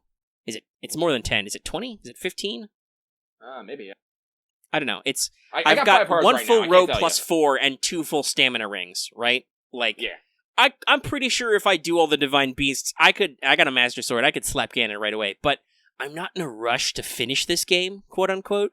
You know? It's not a game that makes you feel, as much as they're like, oh, Princess Zelda's been fighting Calamity Ganon for 100 years, Link. You gotta go and save her. I'm like, I don't know, this situation's been pretty stable for literally 100 years. I don't feel rushed. So, yeah, I'm not in a rush to do it. So I figure I'll take my time and find some of the stuff I want to. Figure out all these side quests, get all my freaking outfits. Get my wardrobe organized. Yeah, but what I was talking about with gear, it's just one of those things, like, I like to carry, like, axes, hammers, torch, boku leaves. I want a fishing rod. I want a hook shot. I want, like, a lantern. I'm like, I want all these things just to make there's a lot. Well, I would also love the lantern, because, once again, I've talked about this before, how much, like, the environmental feels are really good, but also they suck because you have no agency over them other than campfire. So, like, if it's at night and you're looking for shit, good luck. It's dark as dicks, dude. Did you bring a torch? Did you go through the whole complicated process that allows you to bring a torch? Because if you can't climb or jump carrying a torch, or you put it away. So it's fucking dark and it sucks. Though, I don't remember what the shrine was, but the place that was it Typlo Ruins? The completely dark forest. That was really cool. Oh, yeah. That's directly north of the Lost Woods. That was a really cool effect for, like, a one-time thing, but, like, this should not be my normal life, dude. Where it's just, I know we're in the future, but I've got a fucking iPhone. Where's the flashlight app, huh? Where's the flashlight rune? That would actually be really good. Use more runes. Give me more runes. Give me a fucking flashlight rune. Like, honestly, yeah, you hold, the Shikashay literally holds off your head. Just make it glow. Yeah, just make it glow a little bit. Like, it has a little, radar feature where it bleeps, like it sheds some light. Give it a night vision mode, I don't know. Like, there's some good observation tech with, like, the scope and stuff, but it's not the best, so sometimes it's a little hard to appreciate how pretty... Oh god, it's alive, fuck! Because, like, you're like, oh god, there's a lot of detail in this world, but I can't observe it from over here, or it, like, it's raining, or I'm in one of the places that's always fucking dark. Like if you go up to the Heber region, the northern snowy section, where just like, yeah, it's just overcast and foggy in the middle of the afternoon. Good fucking luck. I'm like, thanks guys, thanks game. On the one hand, great environmental feels. On the other hand, bad for quality of life. User interfaces, guys. I've played other survival type games where it's like Fallout, you can play pretty hardcore. You still have your, New Vegas at least, you still have your fucking Pip-Boy light, right? Like, you've got a little, you have a little mechanic you can just turn on to get more light. Like I said, just make it a rune, just make it so you tap up, and it's like, boom, it's light, tap it off, it's off. You've got a stealth system, so you can make it so it fucks with your stealth while it's lit up. I don't care. It's just sometimes you need to see. I'm with you on the hookshot, though. We have a sequel in the works, so I'm really hoping. Like, I miss Gat. Like, I said this last time when we had our big talk about it. I really miss just Gats. It's like, goddamn. There's a lot of mechanics. Do you have anything else you want to talk about Breath of the Wild? Because I was going to transition. Yeah, go for it. All right. So what I was gonna say was that because I'm close to it, it's the kind of thing where I'm thinking about. Maybe I'll ask for recommendations. What's the next Switch game I'm gonna buy? So I'm like, I don't know. Maybe that'll be enough time that Three Houses will have some more details. I can talk to some people about it. People could leave comments in the comment section. I don't know. But then I was looking up something earlier, and I'm like, because I saw some stuff about it, I'm thinking, well, maybe my next Switch game will be Kill la Kill If, because normally I would buy that sort of game on PS4, because that's just my style and stuff. But apparently Amazon has literally no sellers for it, and I'm like, I mean, it's brand new. It just came out earlier this month. It came out a couple days ago, actually, I think. It was like 24th, July, maybe? 25th. 25th, yeah. So it's pretty new, but like Amazon's already like, no physical copies, fuck you. I'm like, unless you want to pay like $200. I'm like, okay. It's still listed on Switch, though, physically, and it's probably like, at the moment, Amazon has it like 10% off, so it's like $10 cheaper than it would be to buy like a full digital download. So I'm like, well, maybe if I pick it up next, I'll pick it up on Switch. I've heard it's a little short, so I'm like, I don't know if I want to play full $60 price for that. But on the other hand, like, apparently when you do like Ryuko's finishing move, it plays Don't Lose Your Way. So I'm like, yes, perfect. Like, I really like Kill la Kill a lot. So like, if it's got the really good feel to it, I'll play it. Like I said before, there's some games I'll play even if I think they're kind of crappy, just for like the extra experience. But at the same time, I'm like, do I want to pay full price for this? Because that's a definite thing, right? There's some games which are like, I'll pay $20 for that. And some games which are like, I'll pay $40. And there's some that are like, I'll pay the full $60. And then there are some games which are like, dude, I want everything. I'll spend $80 or $100 to get me all the extra tchotchkes and paperweights and shit. You know? And then you get lucky, and then you find a fucking coupon, and you're like, everyone! Whoop, whoop, emergency. Mm-hmm. Oh, my battery's getting kind of low. I need to finish up this one quest on my phone and put it away, because I got stuff to do. Because it's after 8, and actually that means I need to transition to FGO and beat up that crab quest for more resources, so I can buy more EXPs. Are we on the last day? No, we're not. No. Tomorrow will be the last. I don't know if we've got we'll have one more, like, treasure chest quest? I don't know. Because I don't know. I have to double check when maintenance starts, because tomorrow I'm going to be a busy boy, and I have to shoot one really quick. But that's a completely different conversation. But yeah, so, like, hey, if people know things about Three Houses or Kill la Kill If, let me know in the comments. I'm open to your opinions, guys. Or let me know on Discord. You guys do that sometimes, too. But otherwise, I have to double check our release schedule of games. Because, like, is there any... I can't remember. I don't think there was anything we cared about coming out in August. But I might be wrong. Who knows? Not that I recall, no. Sure, that's always a thing to think about. Perfect. God. But yeah, we could probably once again wax on forever about Breath of the Wild, but we had a big long episode about that last week, which has been approved for full monetization. YouTube decided they were wrong, so they took it back. It wasn't? No, that's the thing. You got to request a manual review, so it's like, yeah, we're good, you're okay, monetization's back. I'm like, yeah, thumbs up. Good job, us. So hopefully that gets a little more. I find that kind of weird. Like maybe Case of the Mommy Issues was salacious enough that more people clicked on it, but I'm like, it's kind of weird. Not a lot of people clicked on our big 50 episode about where we talked a lot about Breath of the Wild. I don't know. Maybe people aren't searching for Breath of the Wild. Maybe we should have put Breath of the Wild 2 in the tags. Anyway. So yeah, there's that. I think last week we astonished a lot of people who were in, like, for the first time live, who didn't realize how much table talk we do. I mean, how much the tags help. Because they're like, that's like metadata stuff when you're searching. No, I'm talking about, like, did people view the video? Because the views are a little down. Like, so, like, yes, tags are that, but, like, no, they're actually, because I know what searches people are doing to find our content.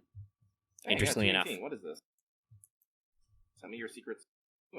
But yeah, so, like, I think a lot of people didn't realize how much we did tabletop talk on What's Up, because we do it a lot. We do.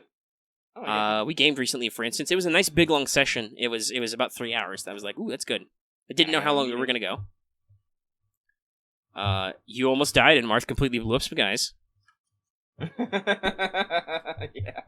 See, this is why I don't. This is why I don't. I don't know if I actually mentioned this. This is why I don't feel bad about layering armor upon armor upon armor so that conventional weapons cannot hurt me.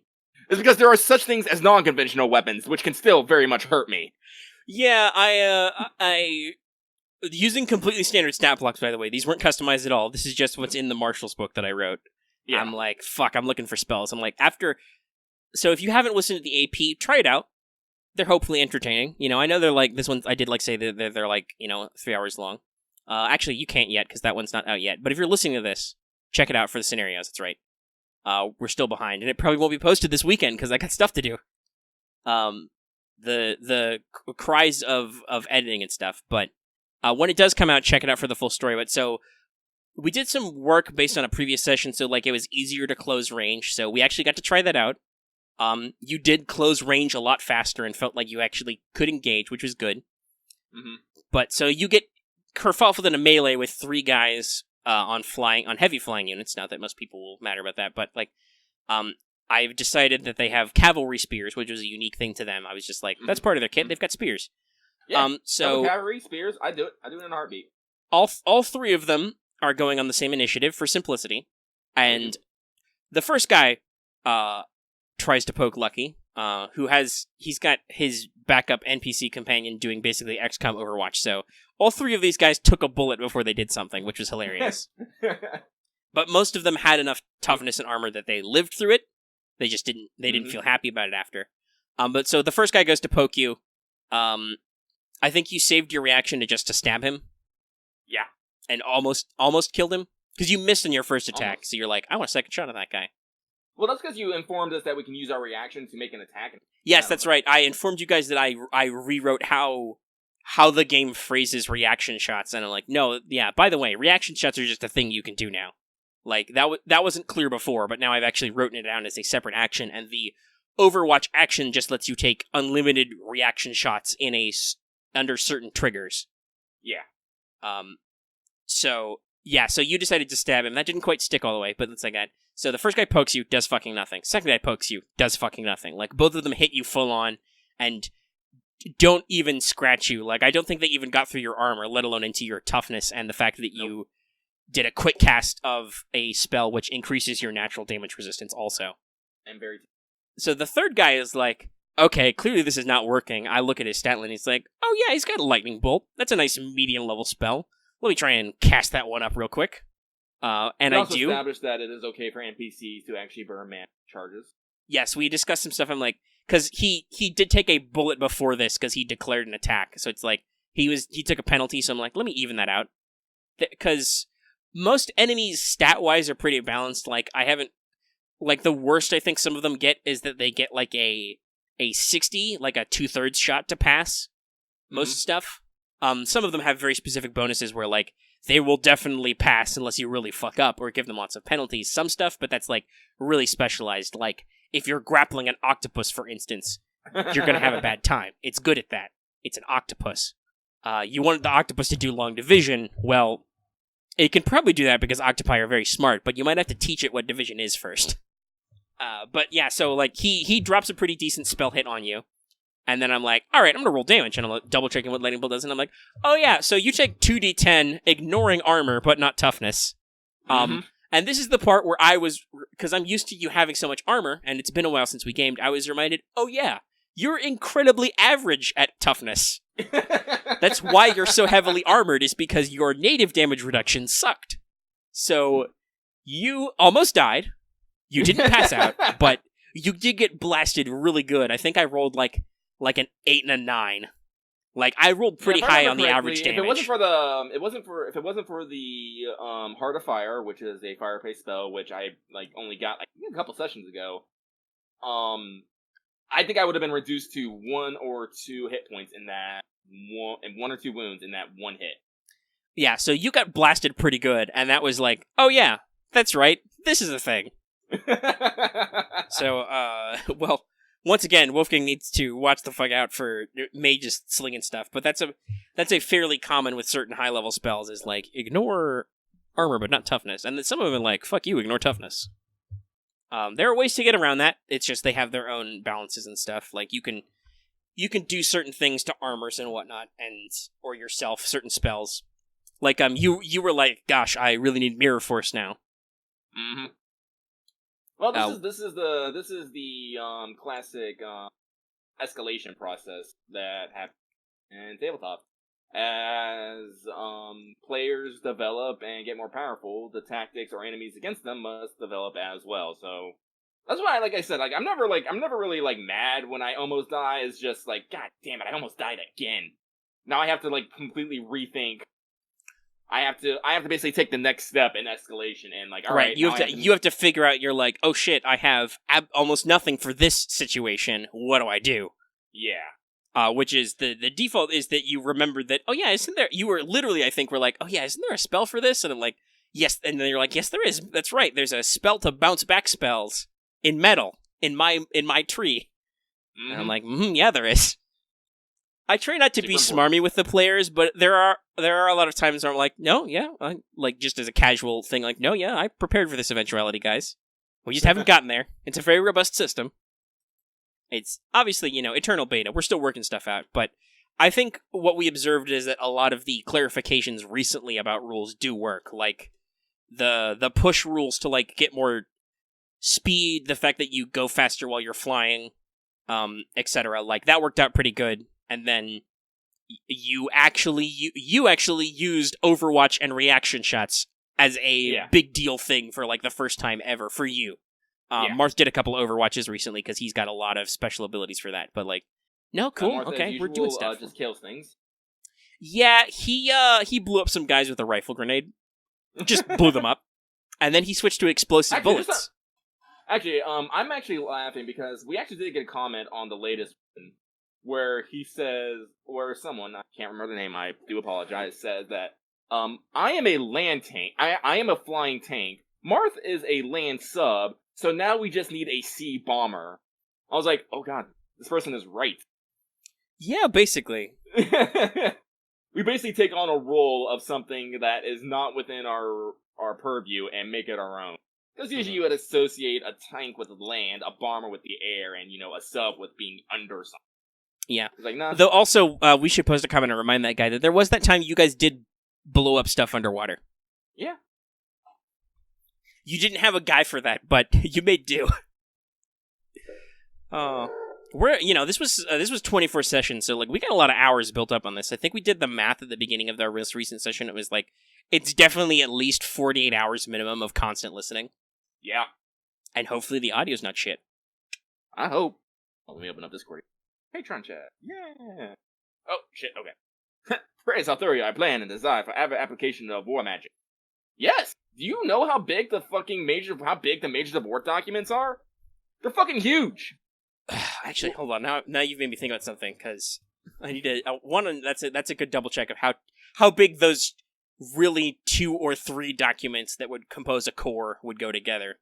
But I'm maybe over halfway done, but let me load up my document for my L5R campaign notes and see... Hang on here. Because we're fast approaching 100 pages on that. Like, I write a lot of notes for certain campaigns. Like, it's weird. Like, the Mages of War campaign, no fucking notes. Like, I have like 2 pages of stuff, and half that is names of things and NPCs so that we can actually remember stuff.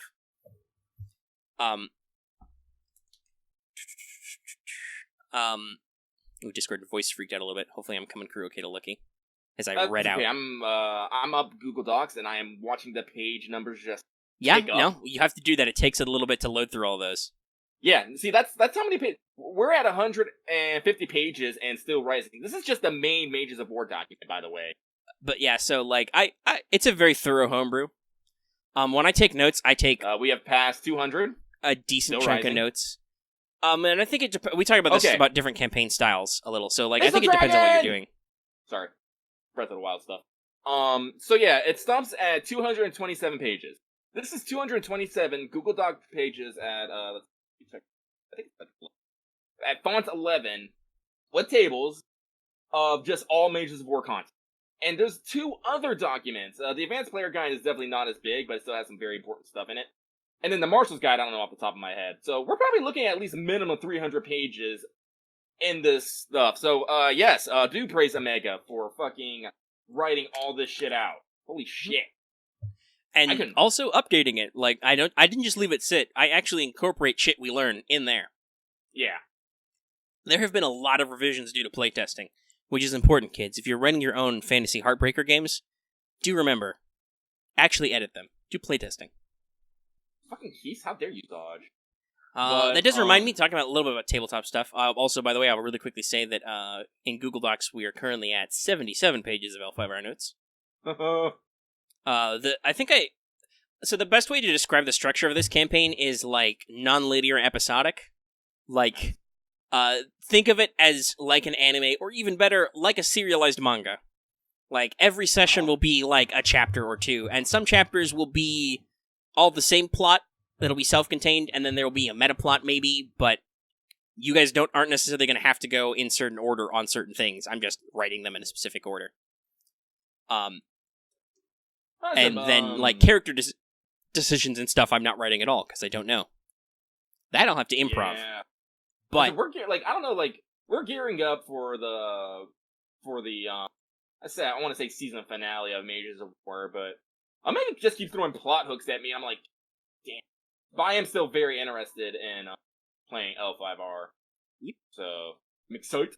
But yeah, so like that's got some open-ended design where like I took lots of notes where I need to like actually write down all the plot points and the characters. It's important.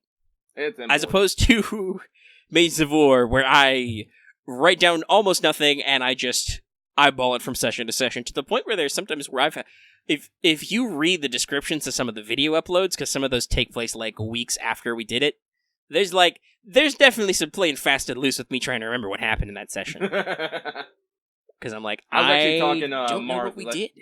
I was actually talking to Martha. Like, Martha, we actually probably should write down our goals and what we want to achieve here.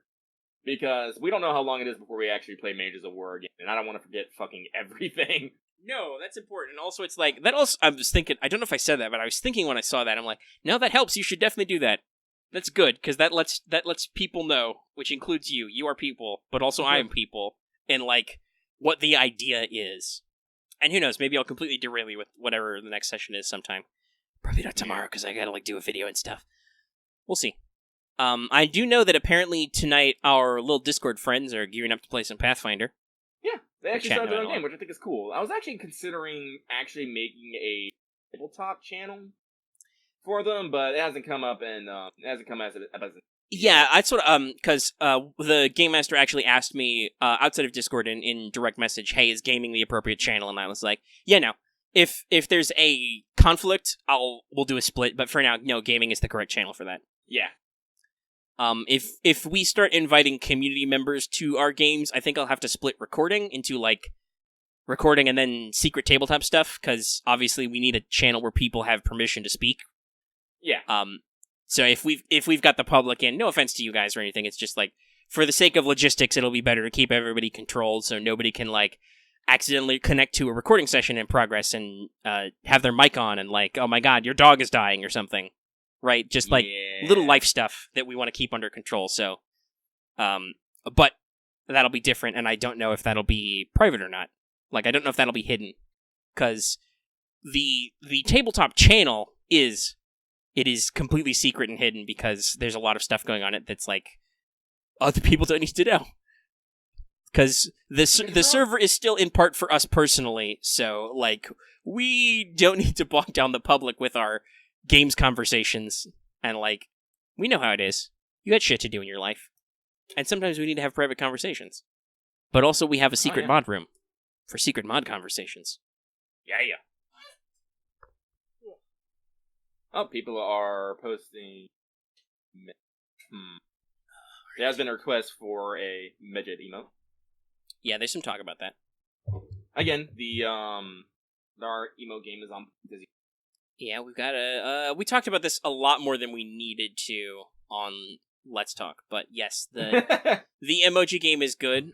We've got a couple of new ones, thanks to one of our fan community artists and actual patron, Devilish. I pointed out that one of the preview of some art he did of Summer Reiko, I was like, there's a smug emote in there somewhere. So he actually cropped it out translucent and posted it. And then he did a second one, which is just minus the head, the chest level shot, in one of her later ascensions. So it's very powerful, and which is now hopes and dreams. I don't know which one's hope and which one's dreams, but they're both there. Mm-hmm. So that's fun. I feel like I had something about tabletop I wanted to talk about, but I completely lost it, I think.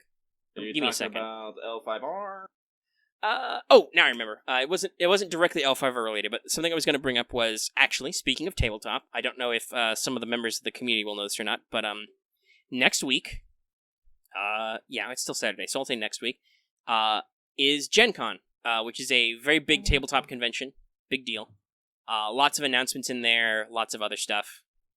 To me, it's exciting because Fantasy Flight Games, who is now a co-sponsor of the convention, is doing what they call their in-flight report. It's their big press conference on Wednesday, so that'll probably be a lot of product lines I'm interested in with new books and stuff and product. So I'm excited, I'm happy. I love news. Also, just to show off all our FGO fans, it's not just FGO that delays announcements until events. It's everybody. Because they've bucked the trend on news announcements, I think, a little bit to delay for Gen Con, because it makes sense because they're a major sponsor now. Yep. But I'm sure there'll be lots of other Gen Con news coming out, like new games will come out, games that are not necessarily new but get their first big sale, etc., etc. That's also where they host the Ennies, which is like a really big games award show that I'm super cynical about, because every year I look at who the possible winners are, because it's a fan vote, and I'm like, once again, the Ennies, your only options are either you're a indie darling RPG that nobody will ever talk about in a year from now, which is not to say that that's a bad thing, right? But obviously, that's very transitory. Or you're D&D. So I guess if you're not those, if you're in the middle class of RPGs, you're just fucked. I may or not be a little bit salty because there's no L5R products at all in these award lineups. Not even the art ones. I'm like, excuse me? Pardon? And I think the Ennies are independent. It could be, though, that because they're hosted at Gen Con, they don't want to put Fantasy Flight in there because they're, sponsors, but I don't know. We've talked about this with the Anime Awards. At some point, I feel like it's a bit of a travesty if, the only reasons why you're handing out awards is because something is, judges are picking the possible candidates just because something is huge and popular. and like the most popular, like, dude, D&D products don't need to win any more awards. It's D&D. People know what that is now. How much money did Critical Role make? Are they still going up? Did they finish that?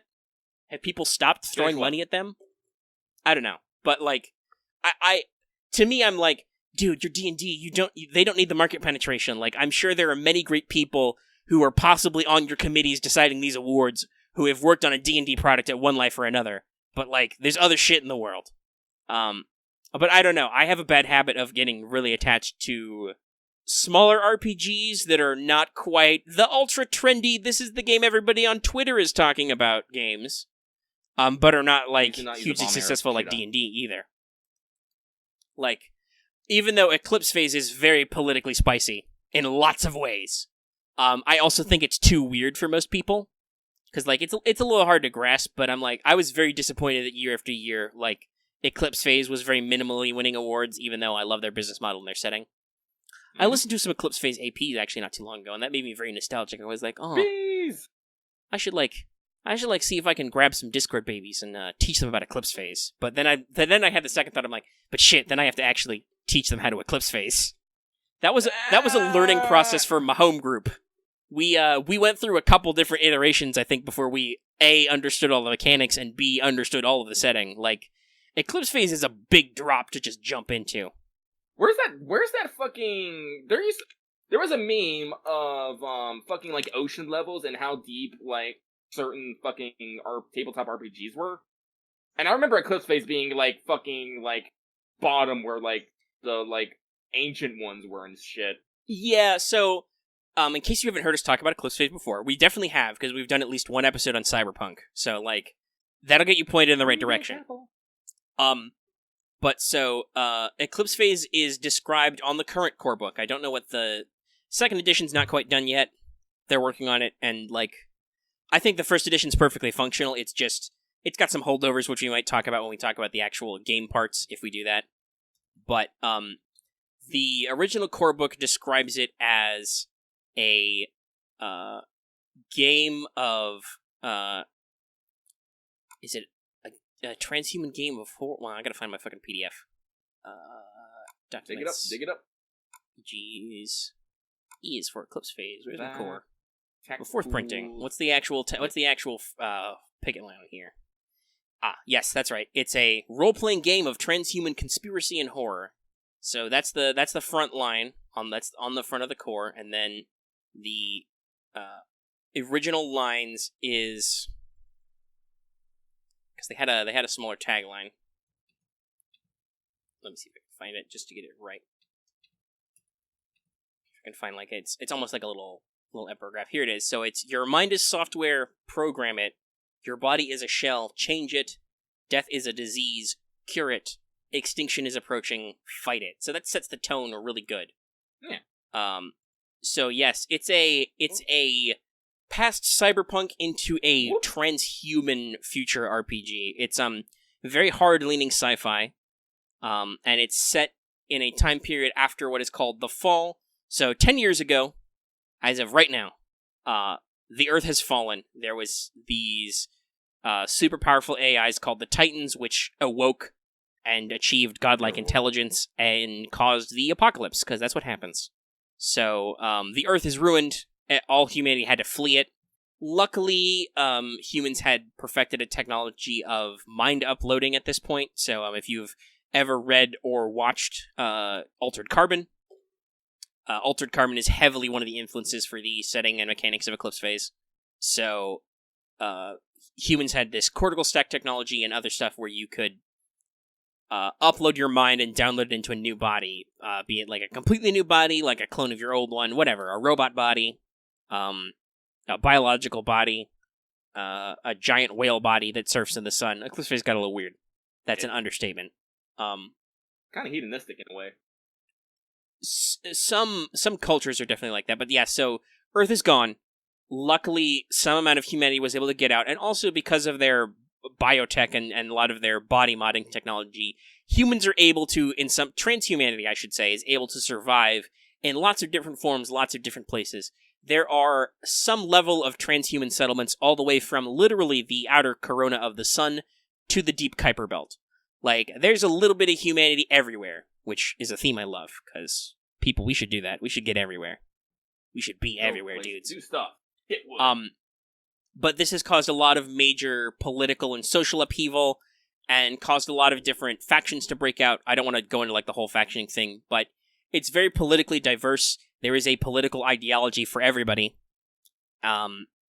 which is it was a real boon to the original version of the setting. Like, I don't necessarily, because I don't think the core rulebook for the second edition is complete, so I don't know if they've, like, felt the need to address any of the spreads based on modern politics. I kind of hope they don't, because on the one hand, there's, like, making statements about today, but also there's, like, dude, this is in the future. Don't, like, pop cultural analogies or modern politics analogies are good, but, like, then you're 10 years in the future and the socio-political landscape is completely different and you're completely dated, you know? It's like the apocalypse of 1999, which Eclipse Phase is really good about. They use a dating system which is after fall and before fall, so it's completely agnostic to our actual history. Like, there's a rough outline of when stuff should be happening, and there are, like, modern people who are in, like, a literal 21st century people who are mentioned by name in the story later, but it could still be all kinds of different points in the future, you know?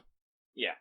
But so this political diversity and this morphological diversity, you know, the physical form you take can be all kinds of stuff. You can be a human optimized for zero gravity with feet, hands.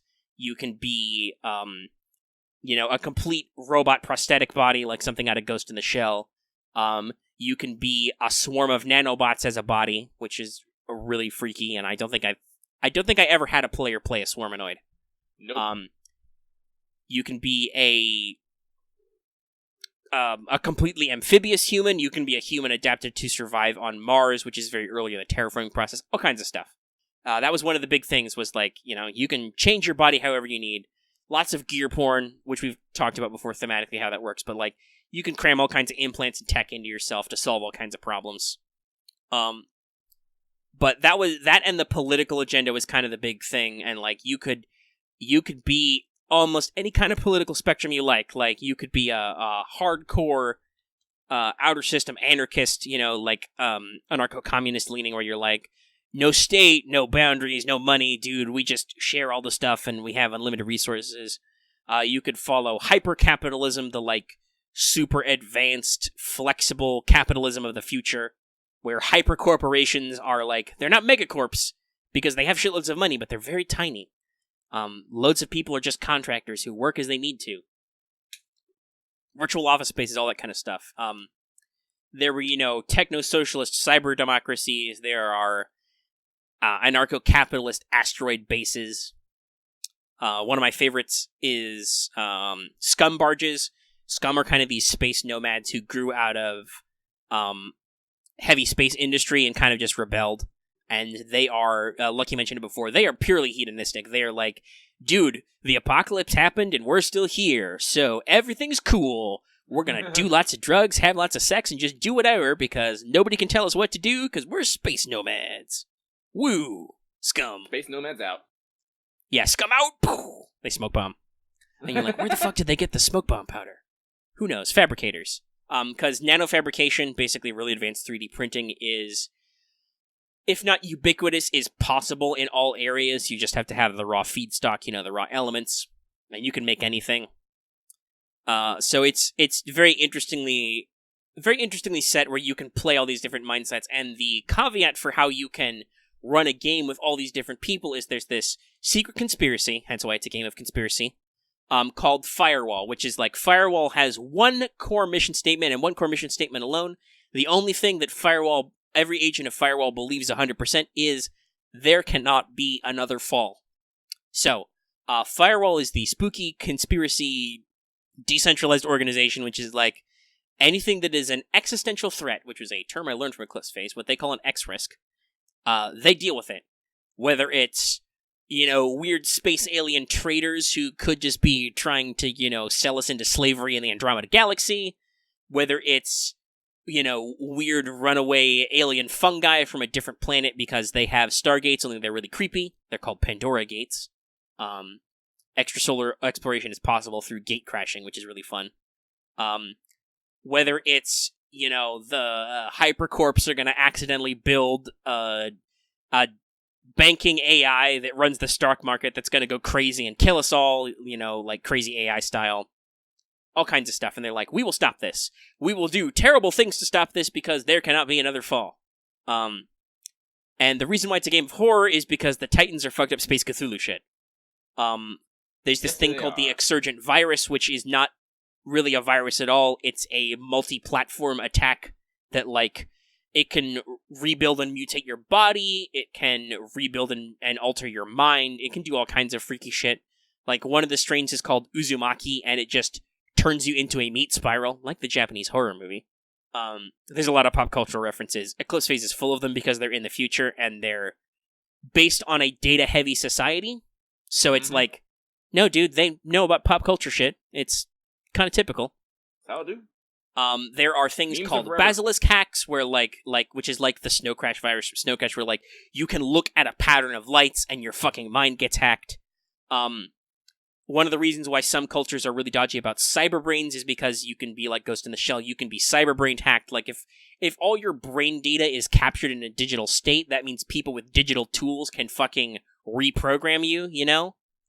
Like they can do memory editing. They can make you do selective stuff out of your thing. There's psychic powers called asyncs and psi-slights, where certain exposures to the Exurgent virus basically rewire your mind to do weird quantum computing stuff, and asyncs can do things like cause your brain to hemorrhage, or read your surface thoughts, or make you feel certain emotions, or like they can edit their own brain patterns so they can do like ultra fast predictions and like or have idiot savant mathematic recall. Like they can do any kind of level of basic math instantly, that kind of stuff. Asyncs are really fun. I love them a lot. I think next time if we ever played Eclipse, probably. Oh, they're so much fun. And actually, that's one of the things. At least the beta, there were some interesting things they did for like to make asyncs even more like the Space Mage class. Like one of the things you could do was you could speed up another person's healing. Like you could make their body go into overdrive and heal faster, which was cool. Cool. So like there's all kinds of freaky, terrifying Space Cthulhu shit out here. Like Event Horizon meets Dead Space, Prey's another really good genre example. Like that kind of shit is out there. And that's what Firewall fights. And because you're all unified in what you want to stop, this means you can have people from like the Jovian Republic who are a hyper-conservative, totalitarian, depending on who you ask, bordering on fascist government, with, laissez-faire European capitalists from Venus, to some dude who was stranded on Earth for 5 years and lived fucking Mad Max with demons kind of shit. Like, and they can all work together and they can all kind of get along. Kind of. So I like Eclipse Phase a lot because it capitalized on a lot of themes I already liked, and it introduced me to a lot of sci-fi concepts which are really cool. So like, I don't know. I'd love to like take some of the pre-gen modules I love the best, or even some of the ones I wrote, because I've written a few. Some of which haven't been played a lot, at least, by me. And, like, see if I could, like, get the community in them. Because one of the things they did later on in Eclipse Phase's life cycle with First Edition was they introduced a random life path system, which I love. I love rolling life path characters. You can just take some D10s and some percentiles and just figure out your character's life story, and it gives you skill packages and stuff, and it's pretty fun. They did that because the original way you generated characters in the core book was a 1,000 point build. Now, obviously, most of that is pre-selected. I think it's like, is it like 300 and 400 had to be in skills, So it's like, okay, and it's a percentile system, so like, most of the time it's a 1-to-1 correlation into skill points, so it's like, okay, when you actually invest all your points, it doesn't seem like a lot, but it's a lot of points. It daunted a lot of people. It wasn't fast.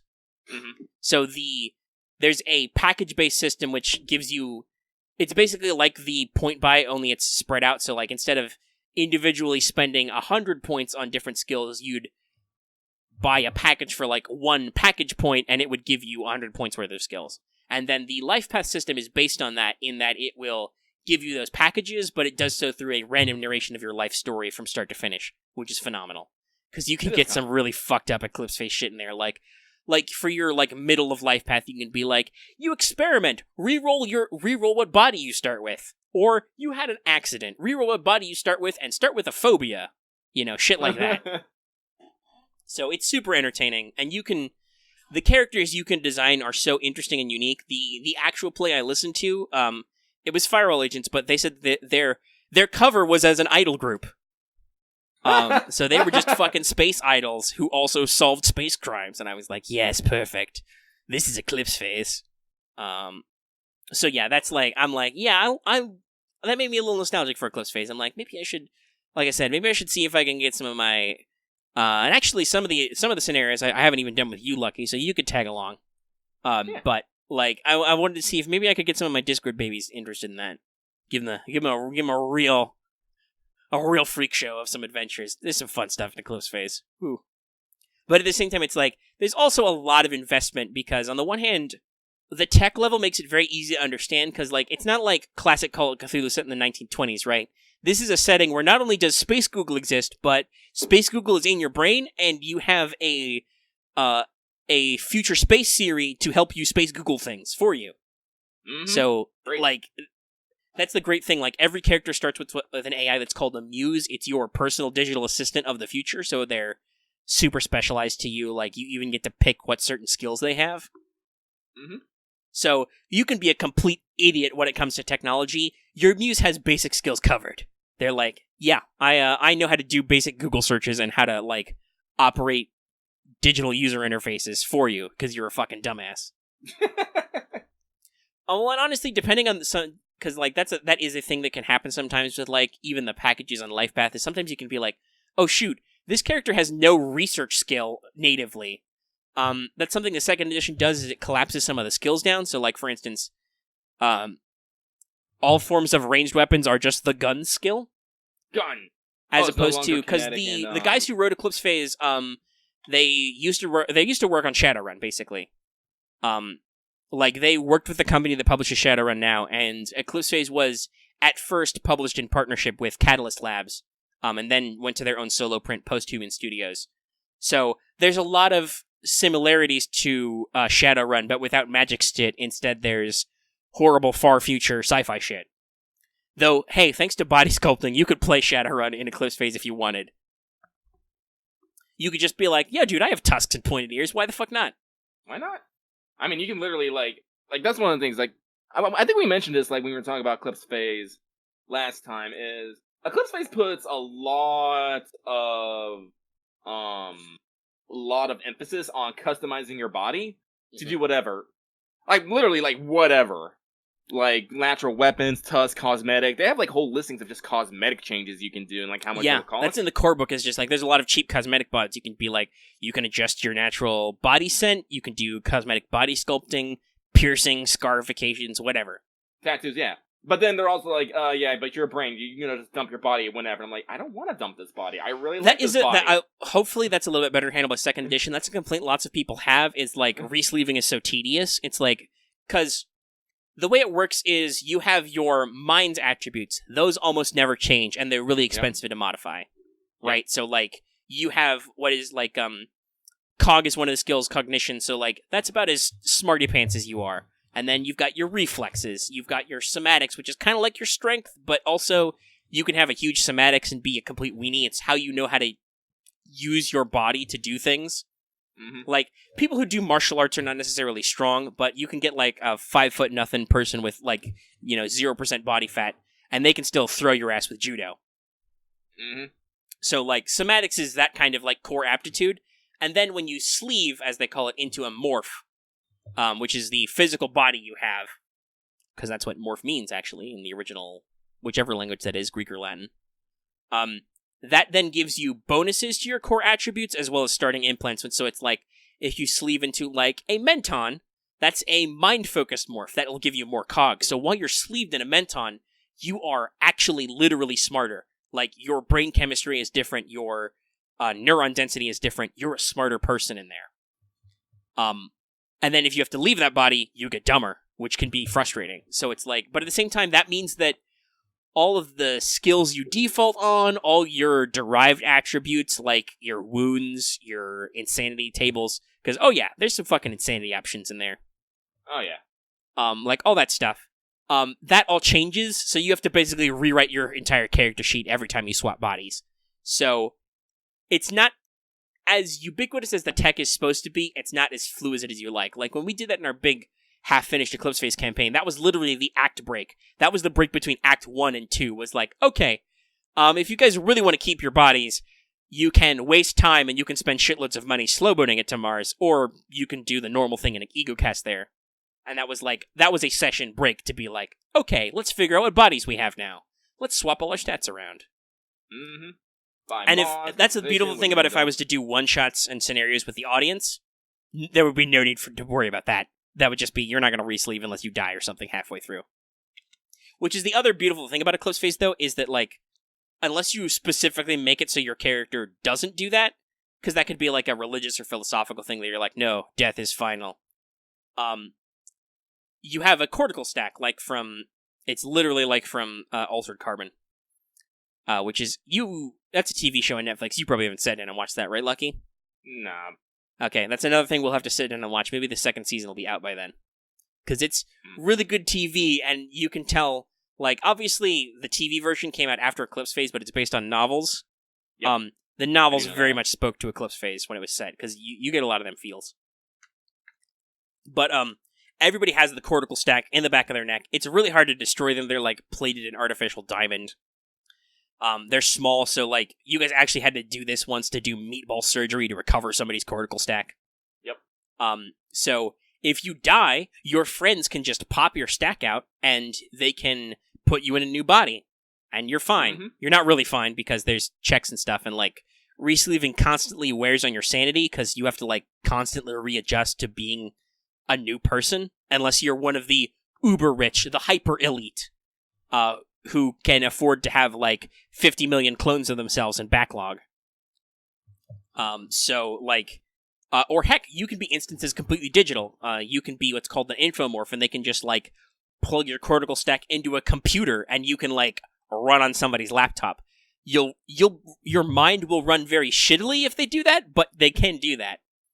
Like, no, seriously, like, running on just, like, what they call a peripheral sucks. Like, booting your mind on a cell phone, it sucks dick, but you can be around and be active then. Because you know what sucks dick more? Being dead. Girls Frontline, please stop making me run into nodes that I don't actually want to run to, because sometimes they have fully powered Jupiter cannons. Yeah. Pathfinding in Girls Frontline is also a little oddball. Well, no, it's like I was trying to scroll up on the map. Yeah. So I can make moves. It's a little sensitive. You get some accidents sometimes. And I just ran my best echelon, just ran full on into a Jupiter cannon. I got them to retreat beforehand, but I'm a little salt. I'm just gonna restart. Sorry. But yeah, so that's me talking about Eclipse Phase. I love it a lot. So, hey, audience, if you're listening and you're interested in that sort of thing, let us know. I'll do something with it. I want to warn everyone, remember, Omega has a huge boner for Cosmic Horror. Oh, God! Sorry. Yeah. Has a huge comic for Cosmic Horror, so, I actually found an ebook of, I think, the first, Lovecraft collection I ever read, which is called Cthulhu 2000 the other day. I'm like, oh shit, I need to reread these and see if my opinions on these stories have changed from when I was, like, 14. So, yeah. No, I will... especially if we run some of the ones I wrote, I tried to be. Some of them are more straightforward, but at least one of them, which is called "Live Without Your Sunlight," which is a quote from Labyrinth, because it's about a labyrinth. Like that gets a little esoteric and freaky at the end, but I don't want to spoil it. But I don't think I've ever actually run that adventure ever. I wrote it and I never ran it for anybody. And the beautiful thing, the beautiful thing mechanically about Eclipse Phase, besides just being a pretty simple, it was a D percentile system. It's not like some systems, it uses blackjack rules, basically. You want to roll under but high, so it's pretty easy to follow. But all their books were Creative Commons licensed, so if you like them, you could pay them, and I bought plenty of books from them. But if you, say, didn't have any money right then or wanted to test out the whole thing, they were freely distributed. You could download the official PDFs in full from them and distribute them as you like, which is a really interesting business model. And they're doing a second edition, so I assume it worked out for them. Oh, yeah. Just because, it's a company assault. Shoot, I forgot. There was another thing after Eclipse Phase. I was like, oh yeah, and I want to transition to this next topic. I don't remember it now. Let me think. Actually, tell us with a bow and arrow. Rip on you, nice. That was a scream as I ran into the stone talus in the plateau. Yeah, those fuckers will surprise you sometimes. Hinox don't really surprise anybody, but though I say that, there was at least one case where I was just minding my own business and I rotated the camera left and I was like, oh shit, there's a fucking Hinox slipping up there. I'm like, whoop. Well, I guess I'll kill him because I need Hinox guts.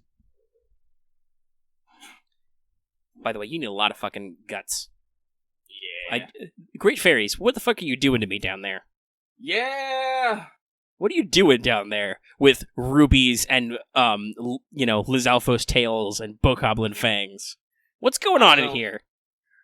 I don't know, but it seems somewhat sexual. Oh, it's very woo. There's a lot. The Great Fairies are super fun in Breath of the Wild, but also, I need an adult. The Great Fairies I am an adult. I'm like, shit. Post ara ma mom. We'll do that anyway. But yeah, I think the only thing I can think of is because I mentioned Netflix in there somewhere. I was like, I would briefly mention in just other stuff I did that the other day while I was Breath of the Wild in, I was like, I'm going to turn some stuff on. I'm like, because, I love to just pop the Switch out and play it while I lay in bed. I'm like, I'm going to put something on the TV, but I'm not into any particular YouTube videos right now. I don't know what else to watch, so I'll check on Netflix. What are they doing? So I watched a couple of stand-up specials. That's something I do every once in a while on Netflix. These were John Mulaney, and if you don't recognize that name, maybe you should. That's the voice actor for Peter Porker in Enter the Spider-Verse. And I heartily recommend him as a comedian. If you like kind of his tone and some of his delivery in Enter the Spider-Verse, check out his stand-up. There's a few of them on Netflix, and also some of them are posted on YouTube, actually, in audio format, like the albums. I found him very entertaining, and I had a lot of good hearty laughs. Stand-up's very interesting. Lucky, do you watch a lot of stand-up? I have to get in a stand-up mood. That's fair. That's definitely a thing, because you gotta be in the mood for the funny. There was a time where I used to always to watch Comedy Central Presents, and I think the last one I watched full on was a Donald Glover. Yeah, and also sometimes you got to be in the right moment, because there are some comedians I don't like. Okay, everybody's free to have their political opinions, but I don't necessarily like comics who jump too fast into them. Nice. Loosen me up a little first, get me used to your humor, and then make it politically charged, please, because otherwise it's just whoa, dude. I'm here for a laugh. I don't want you to get serious on me already. Because like you said, there's a stand up mood, and that is different from a hardcore political commentary mood. Okay. Yeah. So that's one of those things where it's I didn't tune in for this. And there's some people who are they aren't the most relatable, but I like a lot of comics, of various sorts. Netflix is pretty good about putting those on, whether they are exclusive or not. I want to say, I don't know if I would ever want to do stand-up. That's not a secret dream of mine or anything. Because, as in case you guys also don't know this about Omega, I don't know how I feel about crowds. That would be interesting to be on stage. I kind of skipped the school plays phase and that sort of thing, so I'm not really inoculated to that at all. College got me over any kind of major hitches in public speaking, but that was still to a classroom of because it was a smaller state college that had recently upgraded from a community college, so they were the max class size in these things was only 30 or 40, not big university classes. So I'm okay to stand up in front of talk of some people, but I don't know how I'd handle a particularly large crowd. But as a person who tells lots of stories and watches lots of comedy of various forms, so I hopefully have a very keen sense of comedic timing, I like to just listen to stand up to just because it has that rhythm, Mm-hmm. There's a lot of callbacks are good in stand up, and there's a lot of rule of three and stuff, and I'm like, yeah, that was. Not only do they make me laugh, but they also make me inside go, yeah, that was. I'm glad you brought it back around, good. Or, oh, you brought that back up. I didn't realize that was going to be a theme. Or even sometimes I'm just I'm thinking to myself, are we going to take the joke in that direction? And they do, and I'm like, yes, that was. I didn't know if you were going to do that. That's very funny. And my commentary now is me saying this is very funny. What I actually do is I'm laughing out loud. As I watch them, it's just that's hard to fake. I'm not one of those weirdos who is like, yes, this is funny to me. No, I like if you get me a good funny, I'll be like he did just there, and I'll give a good chuckle. Stand-up definitely does make me think about how to deliver a story, though, because like that's probably one of the best formats for telling a story in like an amusing fashion, because you kind of get used to like the back and forth, the pacing, the punchline. I'm not gonna make it. Not gonna make it. Didn't make it. And there you go. That was basically a short joke. You had the rule of 3. I'm not gonna make it. There's a pause for dramatic effect. I didn't make it. You don't need to see anything. That's the whole story right there. But yeah, so here's the I want to interrupt because you're talking about it's like, unfortunately, Lucky is not someone who can be intentionally funny. I can't. I don't get that. I can be unintentionally funny easily, but as I said, that's not something I control. That's just something I am literally talking my mind at that moment, and people find that amusing. We actually get this a lot in our community. Actually, it's all I'm just saying shit, and people are laughing. I don't. But unlike Omega, I actually have no problem with public speaking. I can talk to anyone, where crowd, whatever.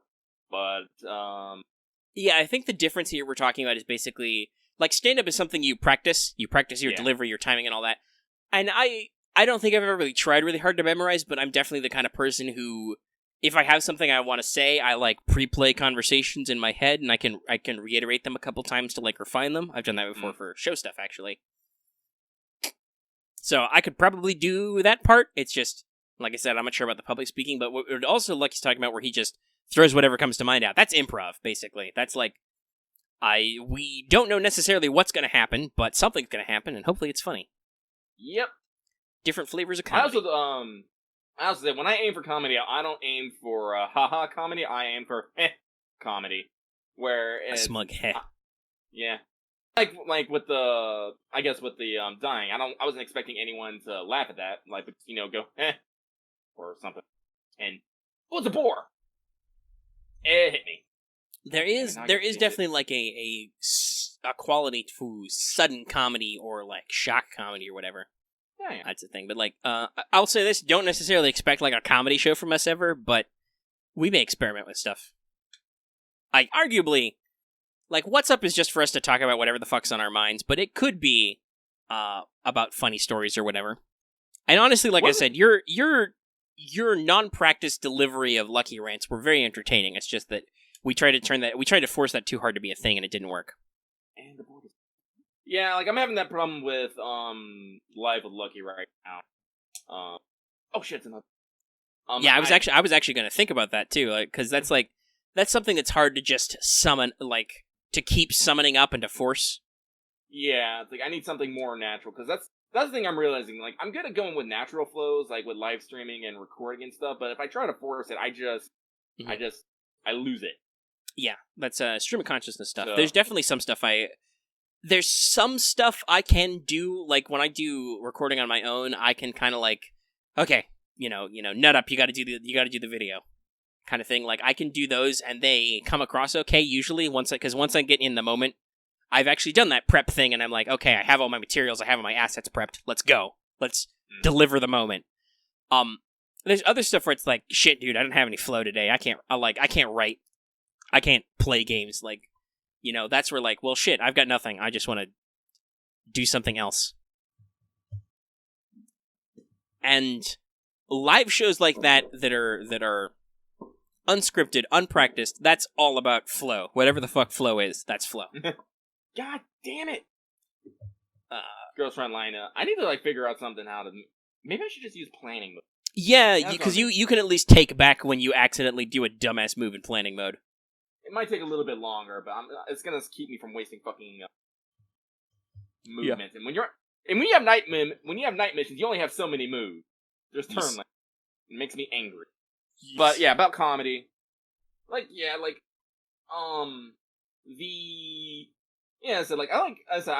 like keeping things natural, keeping things flowing. This is why I don't talk quite as much as Omega does, because I usually when we go into What's Up, I don't plan anything. I plan nothing.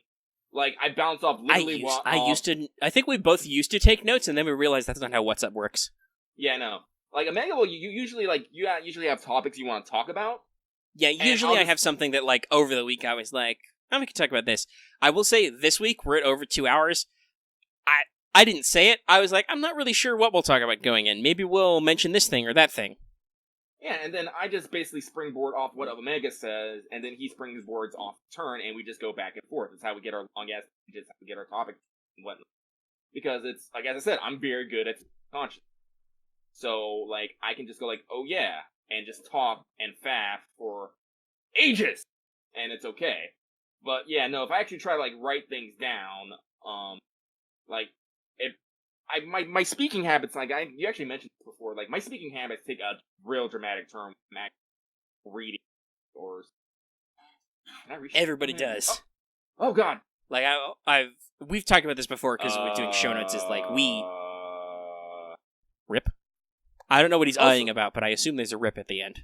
It's gonna be a rip. Okay, so, be lucky, be playing Breath of the Wild. I'm over a poisonous bog that's literal fucking quicksand. I see 2 treasure chests on the platform. I'm like, yes, sweet ass treasure. See a ledge. I'm like, I can totally make that jump. I do make that jump. I don't make that jump on top of the platform. I make that jump under the platform. So now I'm stuck on the pole. I can't climb on top of the platform. Luckily, my stamina ain't going down, but I don't know how I'm gonna get out of this without dying. So can you actually not climb on top of the platform? Link can do some pretty interesting climbings. Yeah, no, I'm literally trying right now, and my stamina is slowly going down. This is gonna be a slow ass death. God fucking damn. Can I make it back to the fucking... It says jump. Wait, actually, let me try jumping. Oh god, nope. I just lost half my fucking... Nope! No, jump is up. Sometimes it confuses you, but no. Jump means jump up. And, Link is now going to be a corpse at the bottom of a poisonous bog. Thankfully... No, you'll just... It's a video game. I said, I don't like dying. Like, I like... Just, like, even if it's a video game, it's all like... Well... Yeah, it's not fun. I have done some dumbass stuff recently because I've been talking about the Goron thing with lava, where it's just like, whoops! Well, bloop. Because lava's the fastest, because there's like 3 types of liquids, I think, and there's a couple of variations of water. There's like super cold water that hurts you, and then there's actually hot springs that actually heal you. I did not know I could use cryonesis on the fucking bog. God damn it! Oh no, it's water. Yeah, that counts as water. Bogs are like quicksand or mud. They're bottomless, and if you stay in them too long, you just... Hey, there's a bwong. Been a while since one of those. I caught it. Sorry. And then there's lava, which is just like, no, fuck you. You can't cryonis it. You have to use metal blocks to traverse it. And if you touch like your foot in, you lose like a heart. If you actually fall in it, you're fucking boom. You're dead. Just instantly. You just... Cryonis immediately like fall off the ledge right into the wall. Crasis is a great tool that I use all the time. Like I said, like water's a little tedious in Breath of the Wild. Even with the Zora gear, like you don't get unlimited swims; you just swim slightly faster. No. You do if you do have the full set, you do get a cool in-water attack, which is fun. And actually means you can defend yourself. But yeah, it's still a little slow going. Anytime I have to like go against a current or cross a long distance of water, I'm just like pop out my slate, sweat my runes. I'm just like, well, time to build some ice. This is one of the reasons why I like the Korok leaf, because you can get on a raft and you can use the fucking leaf as your wind and blow the sail. Yeah, I've done that a couple times, but also it's that means you wasted a weapon slot because they're fucking useless. Another thing is like speaking about tools that are usually gear and stuff, right? Like rods are cool. The magic rods, really neat, really great way to do the different elemental effect because there's actually like a 3 or 4 element point system in Breath of the Wild. Yeah. But they take up weapon slots, so they suck because they're not a sword. You can use to hit people. Like I did recently, I didn't ever try this, but I did recently realize that at least with elementally aligned enemies like Lizalfos and Choo-Choos, if you tap them with the opposite element, they fucking explode and die instantly. Yeah, no. Oh yeah, there's like fire, ice, and thunder swords out there. Yeah, they're really fun, but I didn't realize that like if you get an icy Lizalfos and you just tap him with a flame sword, he dies instantly. He just goes same if you do ice on fire. Mostly. I do that with arrows mostly. Yeah, so but that's like That's a neat natural thing I just discovered while dicking around. I'm like, oh, that's much more efficient. Sadly, they don't give me the regular green Lizalfos tails, which is kind of weird that regular basic bitch Lizalfos don't always drop their tails. They always drop, like, teeth and stuff, talons, whatever their default drops are, but they're not guaranteed to drop a tail. Only the higher level ones, but not the ones that are elemental do, because the ones that are elemental drop colored tails for stuff. It's weird. Drops... Are they attacking a... Drops are a little weird. Oh, I'm gonna go save this dude. Yep. What do I want? I want to use... Link coming down! Oh, I dropped him too high. Good job. Death. Splat. Okay. But yeah, so we were talking about, like, pacing and stuff and, like, flow. Yeah. Flow. There is definitely a stilted way when you read directly from notes versus a natural speaking way. That's probably a lot of what practice for, like, stand-up is like figuring out how to deliver a story naturally while also remembering all the details and your timing and shit. It's like acting. Reducing the ums and the uhs. Yes, because there's a lot of that in natural speaking. Yeah. Learn that in creative writing. Like, yeah. people are... You get this a lot from listening to our shows, actually, because I don't edit a lot of those out. Mm-hmm. Like, I used to do more strict editing, but nobody's ever really complained about that aspect, so I leave most of them in now. Just because it sounds better and more natural, and it's easier for me to do. Oh, yeah. Like, if we get a higher level and, like, we hired editors and stuff, then it'd be like, yeah, no, dude, cut my ums out. But for now, I think it works functionally as just, hey, this is just me talking to the microphone. Or Lucky talking to the microphone, or whatever. This is how we do. But people use a lot of pause words. Happens a lot. That's why they exist. See, just there I did it. But people also don't refer to each other by name a lot. Like, that's something you see a lot in fiction, because characters constantly have to remind you who these characters are. Mm-hmm. At least in America, anyway. I don't know, because I think I've actually listened to, like, say, Japanese people just talk in their native language, or, you know, French people talk in their native language about... But most conversations in English in America, you don't refer to people by their name. Like, even in small groups, you're just like, yeah, you, or like whatever. Or you don't even mention the subject, but it's just clear from context clues because you're looking at somebody and talking at them, you mean them. Yeah, it's a nonverbal communication. Yeah, their language is very interesting. As a writer, like, learning how to tackle that stuff. And this is something that's actually been pointed out to me by multiple people. You will actually see a lot of those nonverbal cues reflected in my writing style. I talk about what people are doing, like, with their hands, how their body language is a lot, because I realized how important that is, and just kind of subconsciously I think about that with dialogue a lot, and you'll see that creep in, and it's like, to emphasize, I will say, you know, this character does this gesture, or they tilt their head, or they do this or that, because people do that all the time. Oh yeah, that's definitely a show versus tell, you know? Like, I don't say, I asked something curiously, I'm like, the character's like, they tilted their head and asked a question. So I think the other big thing I was kind of leading up to this with writing is that we should definitely mention is, hey, Jim Butcher tweeted that he wrote the end. So, Peace Talks is done. Now we gotta go scream at the fucking publisher. Yeah, no, God knows when that'll be, but that might mean that it's been 6 years, guys, because I double-checked when Cold Days was published. Now, he's published some short stories since then, and there was that one airship novel that I probably need to reread, but also hope he writes more of. But it's been a long time since Dresden Files came out, at least in novel form. Like, there have been short stories, there have been comics and stuff that are kind of done with either Jim bangs them really quick or they're done with his consultation. But it's been a long time since we had a big full novel. So I'm excited. Get hype. It's going to be very interesting to see. Really want to cover all this stuff.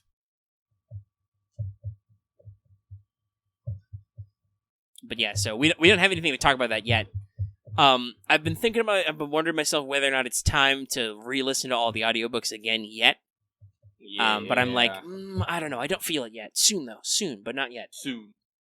I don't know if, like, I considered starting again, but I'm probably only going to start, like, from the past few books. That's fair, because that's always the decision on where you're going to pick up listening. Like, yeah. I usually skip the first 3 or so when I do a big long listen, just because, like, the first 2 are rougher. They're very roughly written. Yeah. And I have a hard time getting through Grave Peril. because that's rough for a different reason.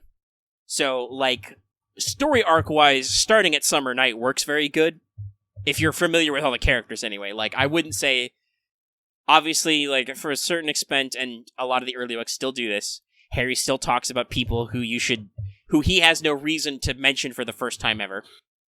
Like, how many books does he describe his relationship with Morgan in? Like, I think it's literally all of them where Morgan shows up. He's like, and that was Morgan, that one asshole from that time, who I don't like very much, but he was cool in his own way, I guess. I never liked him, and he hated me. Like, I feel like I think that's a normal writing trope of both the style and also the treat everything like it's your consumer's first time. Yeah. So on the same time, I'm not like, if this is your first ever experience with the Dresden Files, don't jump straight to 4. Like, try 1 and 2, and if you like the concepts but maybe the writing style's too rough, jump up to 3, because that's the first, like, generally considered a really good one. Well, I think it's more fair because you don't know how, like, long in between someone reads said books. Right. Like, that's also another thing. It's been 6 years. Well, yeah. Or it probably will be 6 years at least since the last one was published for us. So yeah. Like, depending on, like, so I can understand it, but, like, there's definitely a sweet spot in the amount of information you should give. Right. So, but my core point was that even though all the books do that type of stuff, where possibly unnecessarily, depending on like what you're doing, there's re-exposition. That still doesn't mean that necessarily like any old reader should just jump in and like read Dead Heat, even though that's the one with the dinosaur. Like, no, there's some fucking build-up. The books are really good. Some of the middle ones kind of blur together, but they're really good. And like I said, I will probably eventually start hitting up some for just recapture my favorite Harry Dresden moments. I definitely for sure want to redo. It was not my fault. The building was on fire and it wasn't my fault. My favorite opening line. Jim Butcher's really good at his zingers, let's say. Like, as writing in character as Harry anyway, he's really good at the snarksin'. Though even his third-person characters, like in Codex Alera, are really snarky. Oh, shit! But... Oh, I fucked up! Rip. I feel like literally every time you say something in Breath of the Wild, I'm like, rip. Oh, no, this wasn't fucking up in Breath of the Wild, because I stopped playing that because I was trying to focus on Girls Frontline and stop using this. Rip. But, I ran into... Yep, and they all died. They died God fucking damn it.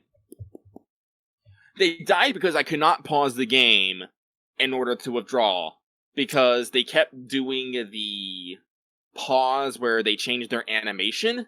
Yeah. And it was like, I'm trying to hit pause here, and they're like, no. No. Only animation. Girls Frontline's UI, like, they did the big UI improvement that fixed a lot of stuff. There's still a couple of UI hiccups. But what I was saying before was, like, there's a lot of good zingers, but I think for sure I will have to do the last one, Skin Game, again before I do Peace Talks, as like to like refresh myself about what exactly happened. I think I might start at Change. That's a pretty decent one. That's well, literally it's called Changes, but that's like the start of an arc. Yeah, because there are different phases in Harry Dresden's life. Like I said, arguably 1, 2, and 3 are like an arc where Harry Dresden's young and fresh and he's fucking around, and then it's like, dude, Harry, you can't just fuck around anymore. Shit's for real. And what was it? Grave Peril? Was it Grave Peril? No, yeah, Grave Peril's 3. Yeah, Grave Peril. Yeah, there is a shift, and then after that, there's Yeah, Harry once again kicks off a major meta plot thing, basically. Yeah, and that kind of forms an arc that probably roughly extends until Changes, where some stuff happens and the arc changes and some more stuff happens. Yeah. And we are still in the period from Changes on.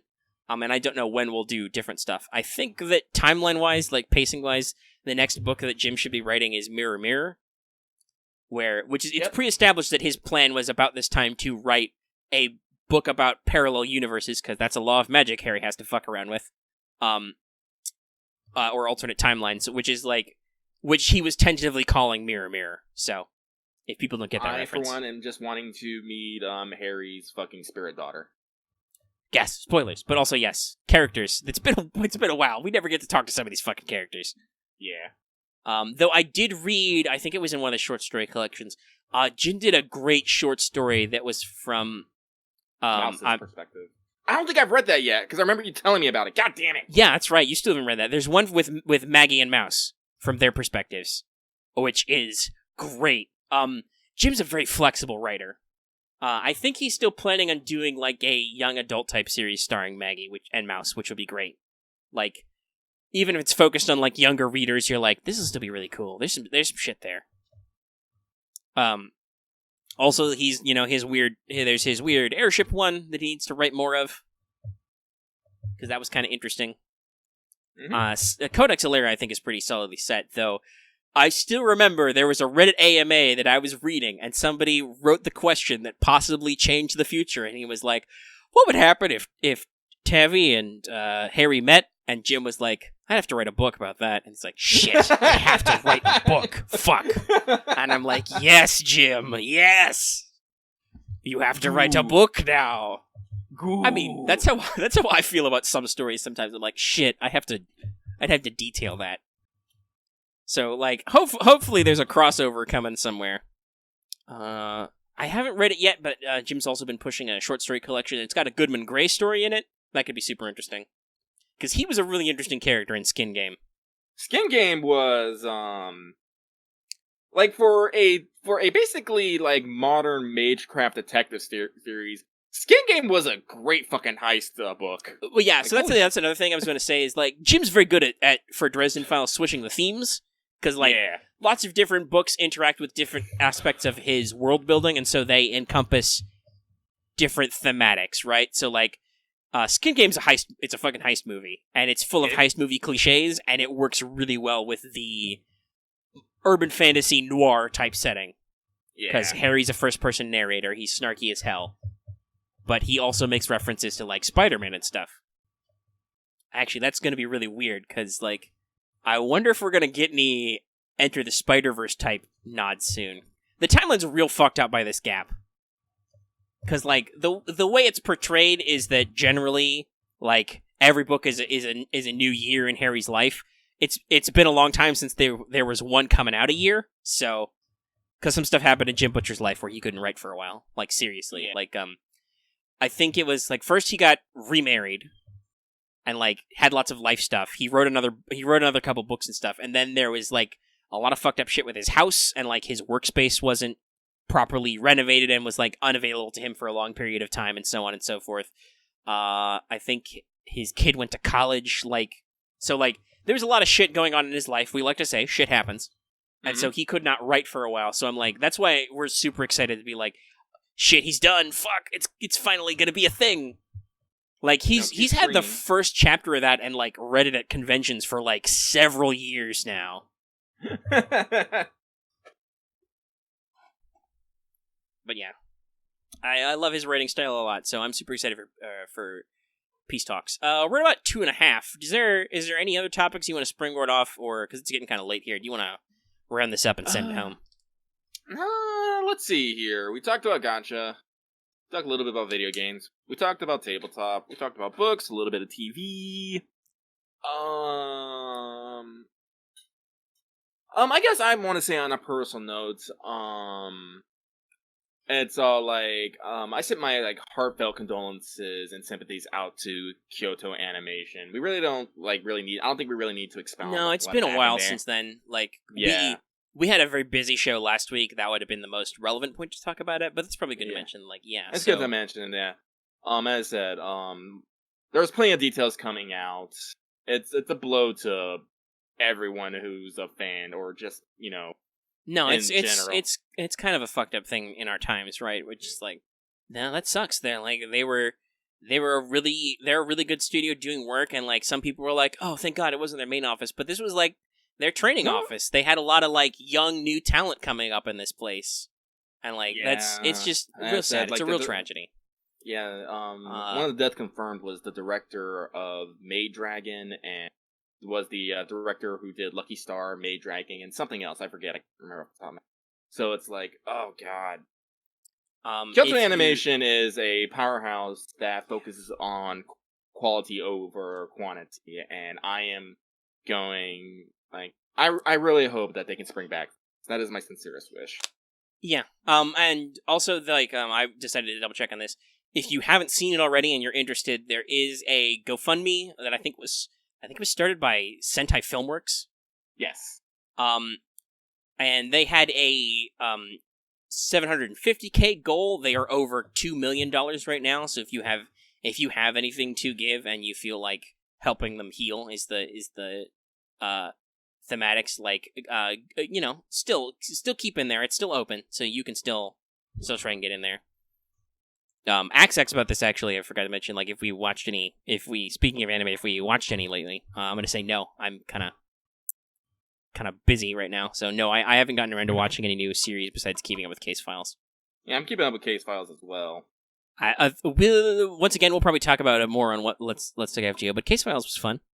Mm-hmm. I knew that thing was going to happen that happened at the end, because it's a fucking murder mystery, so, of course. But also, hey, Go Lion's back. He gets a cameo. That's cool.